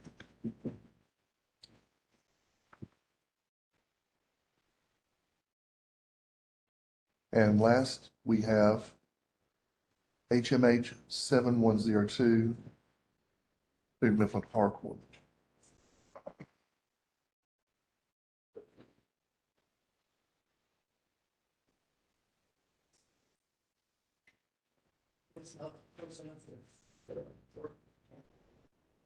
for peace. Move the chair up here.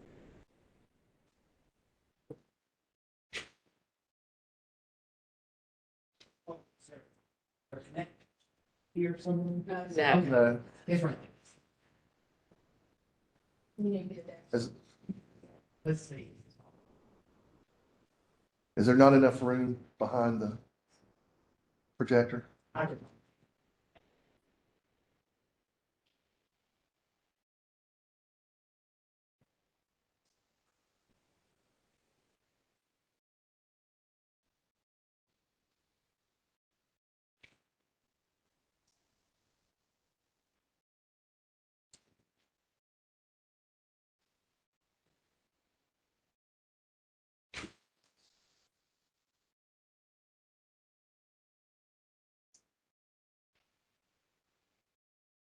All right.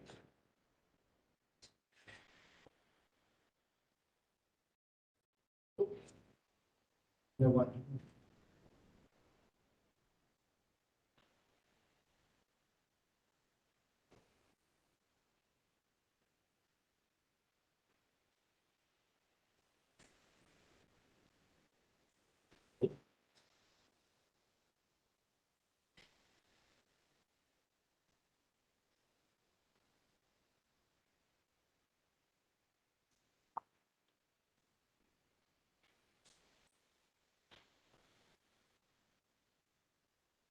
Sort of.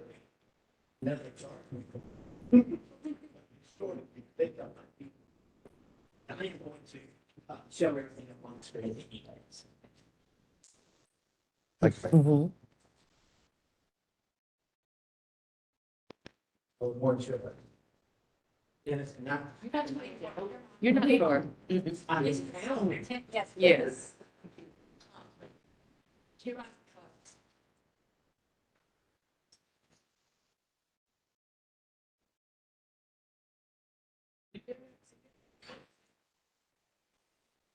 I'm ready. So we're just going, we're just gonna start when you say start, right? Yep, start. Okay. Well, first and foremost, I want, after yesterday and seeing all the work that each and every one of you have done, I just want to let you know that we certainly do appreciate the amount of effort and time that every single one of you have put into this process. After yesterday, I realized that that was a lot of work. And most of you did that on your own time and during the summer. So sincerely from us, we want to let you know that, we couldn't be here today without you, and you're a part of the process. Why you're here, however, you still did it. We just want to thank each and every one of you. And also want to thank everybody for the opportunity this morning to respectfully share some additional citations of standards coverage in the HMH Civics program for reconsideration. Being a digital program, there is a lot of materials, which you'll see, obviously. I'm going to share them up here with you. I didn't have time to go back last night and do the whole program, but you'll see a little bit of what we're able to kind of come up with some of our digital solutions, since this was a digital offering, i.e. our current events and Constitution study guides and some of those things that some of you may have missed in your research.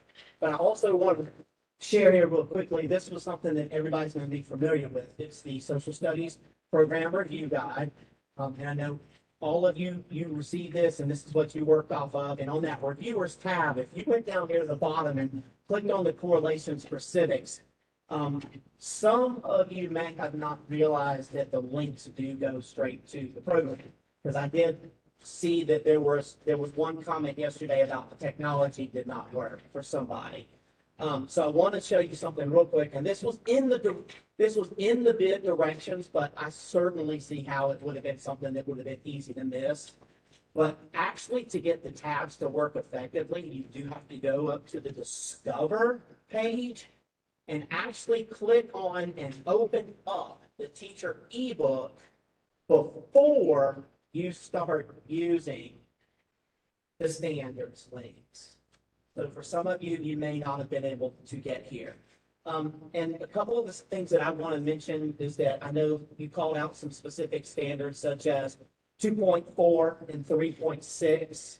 I'm gonna focus on 3.6 today, just to show you how much more robust the standards can be for this entire program. If we add some of these resources that you'll notice in the citations are not there for any of the program.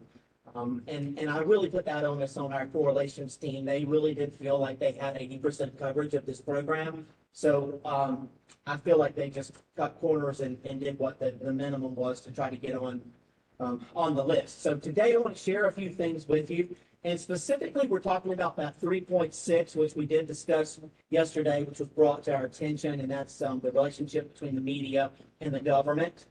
And what I'm going to do is, if you'll look on page, on that document that I just handed out, you'll see all these new green hyperlinks, or all these new green correlations.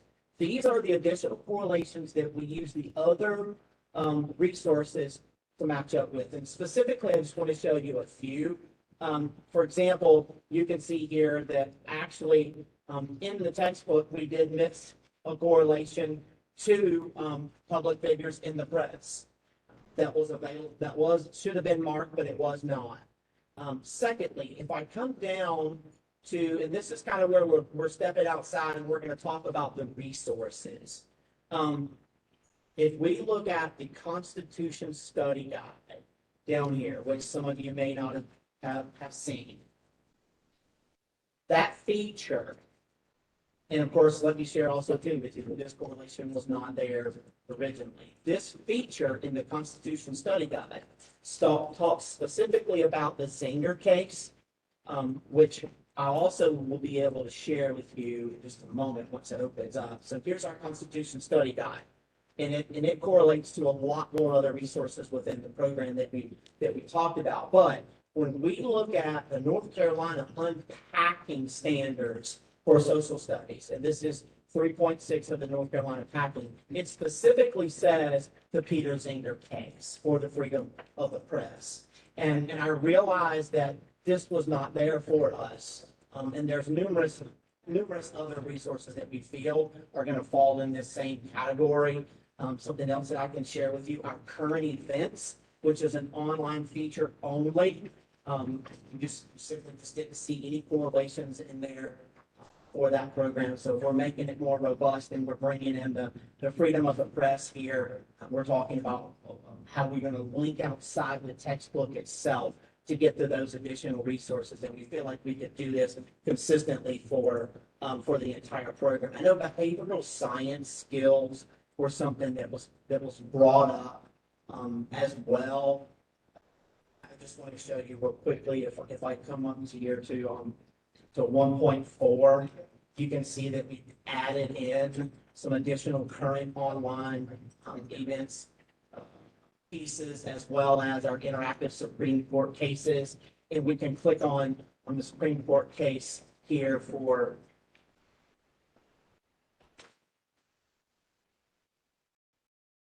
right. And then if I go back to my correlations, specifically, I know one of the features here that we talked about a lot during segregation times was redlining, and that's a terminology that's in our standards that we did not cover, and you can see it right there in our current events page.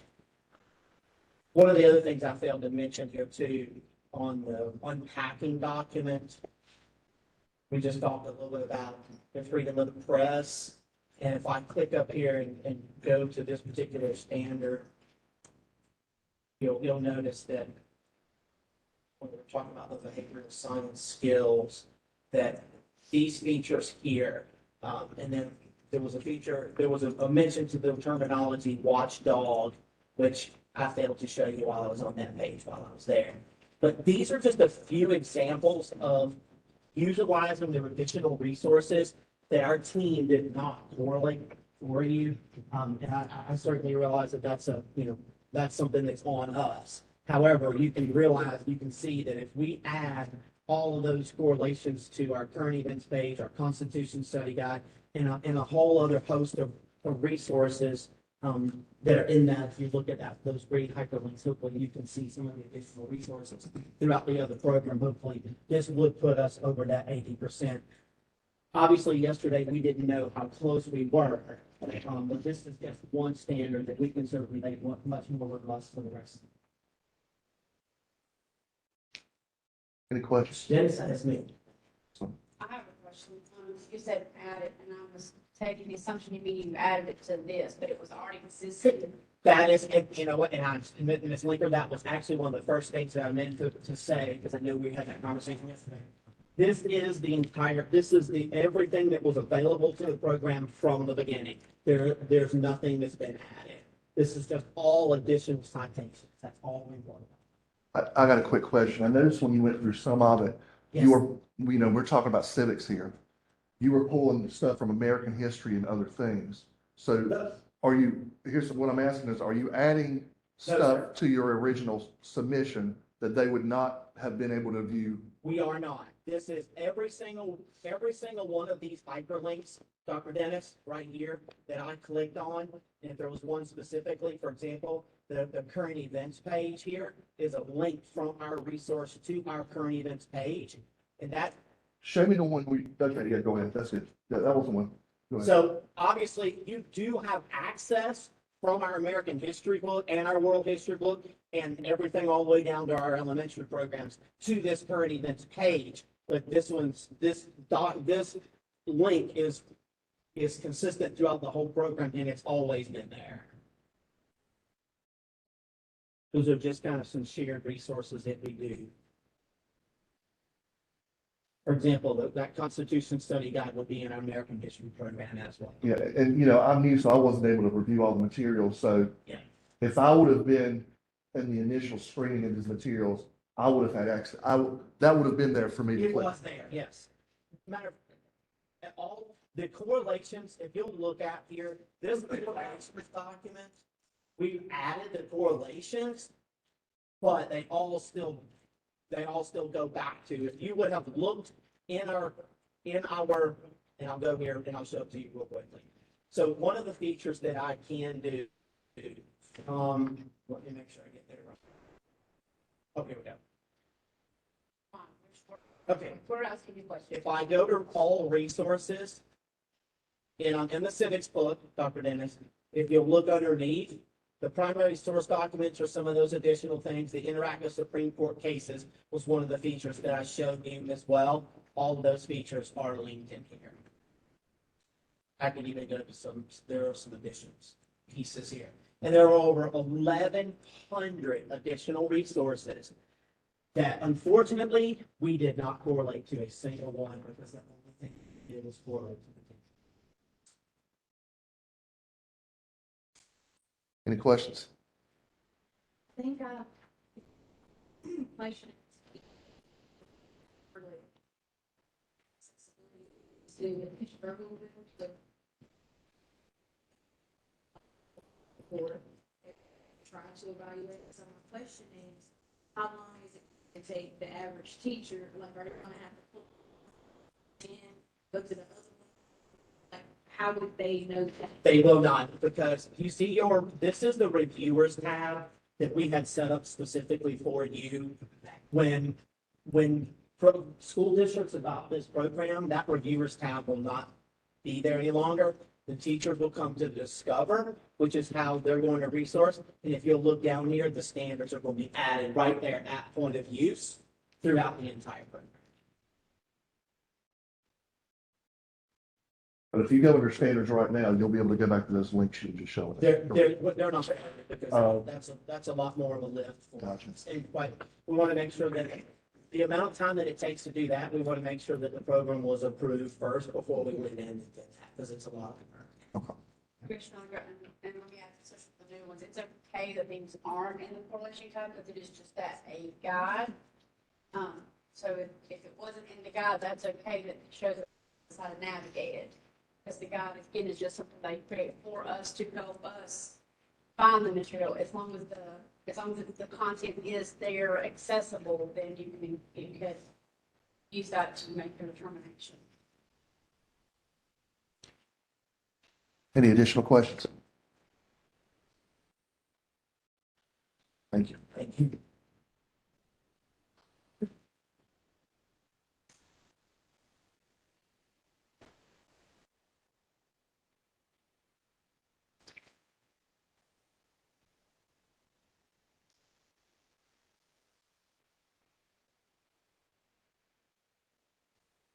Any discussion? This is Commissioner Linker. Just to kind of add to what Lori said, that I will say that it was not easy to navigate from within it, even though there was a video that kind of showed it a little ways. And then so a lot of times it took multiple clicks, I could take you back out and you have to go back in. I think that probably hindered process of finding the additional resources, because I did not see the additional resources when I was reviewing and trying to navigate it myself.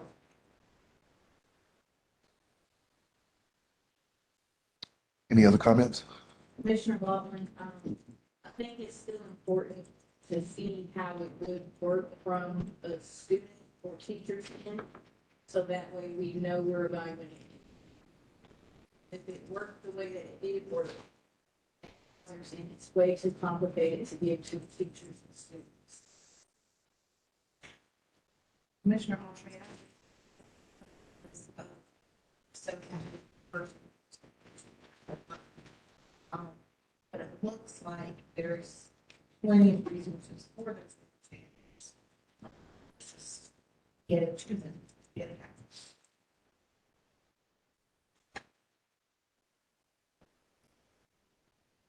Any other comments? If not, I'll call for a vote.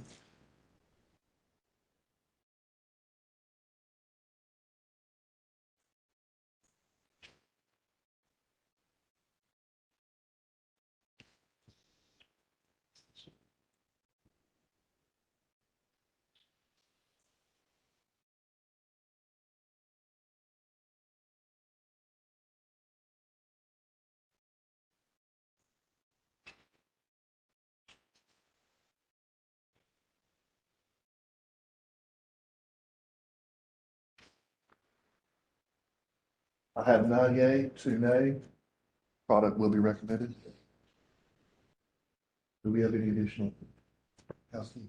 Just some comments that we need to make before we adjourn.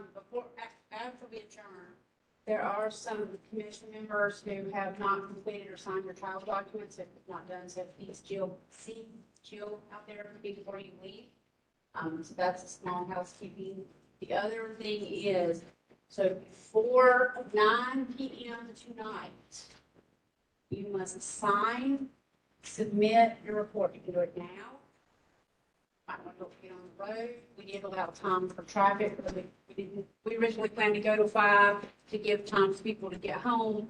At 9, after 9 o'clock, that window will close. So, you know, if you go into your final report, you'll see at the bottom, you have to click that little box and then type your name in it. At the time that you submit it, then you'll be locked out of the platform. So just be sure that you do that last and final step. You feel sure you've got some time you want to look at, make sure, you know, I like to look, click, make sure the facility leave. But if you're finished and you want to know before you leave, you know, we have this room. You don't have to rush out the door. We do have lunch. We can move it up To 11:30. So we do have lunch now. We changed it up to 11:30 on anticipation of maybe being finished at 12. It's in the same place It's though. in the same place, private need, and it has been paid for, would not, could have to pay what we need or not. So, for that. One other thing, please be sure to leave your nameplate and your Yeah. badges at the end of the table down here where the mask and the hand sanitizer are sitting. So you can just carry this back down there.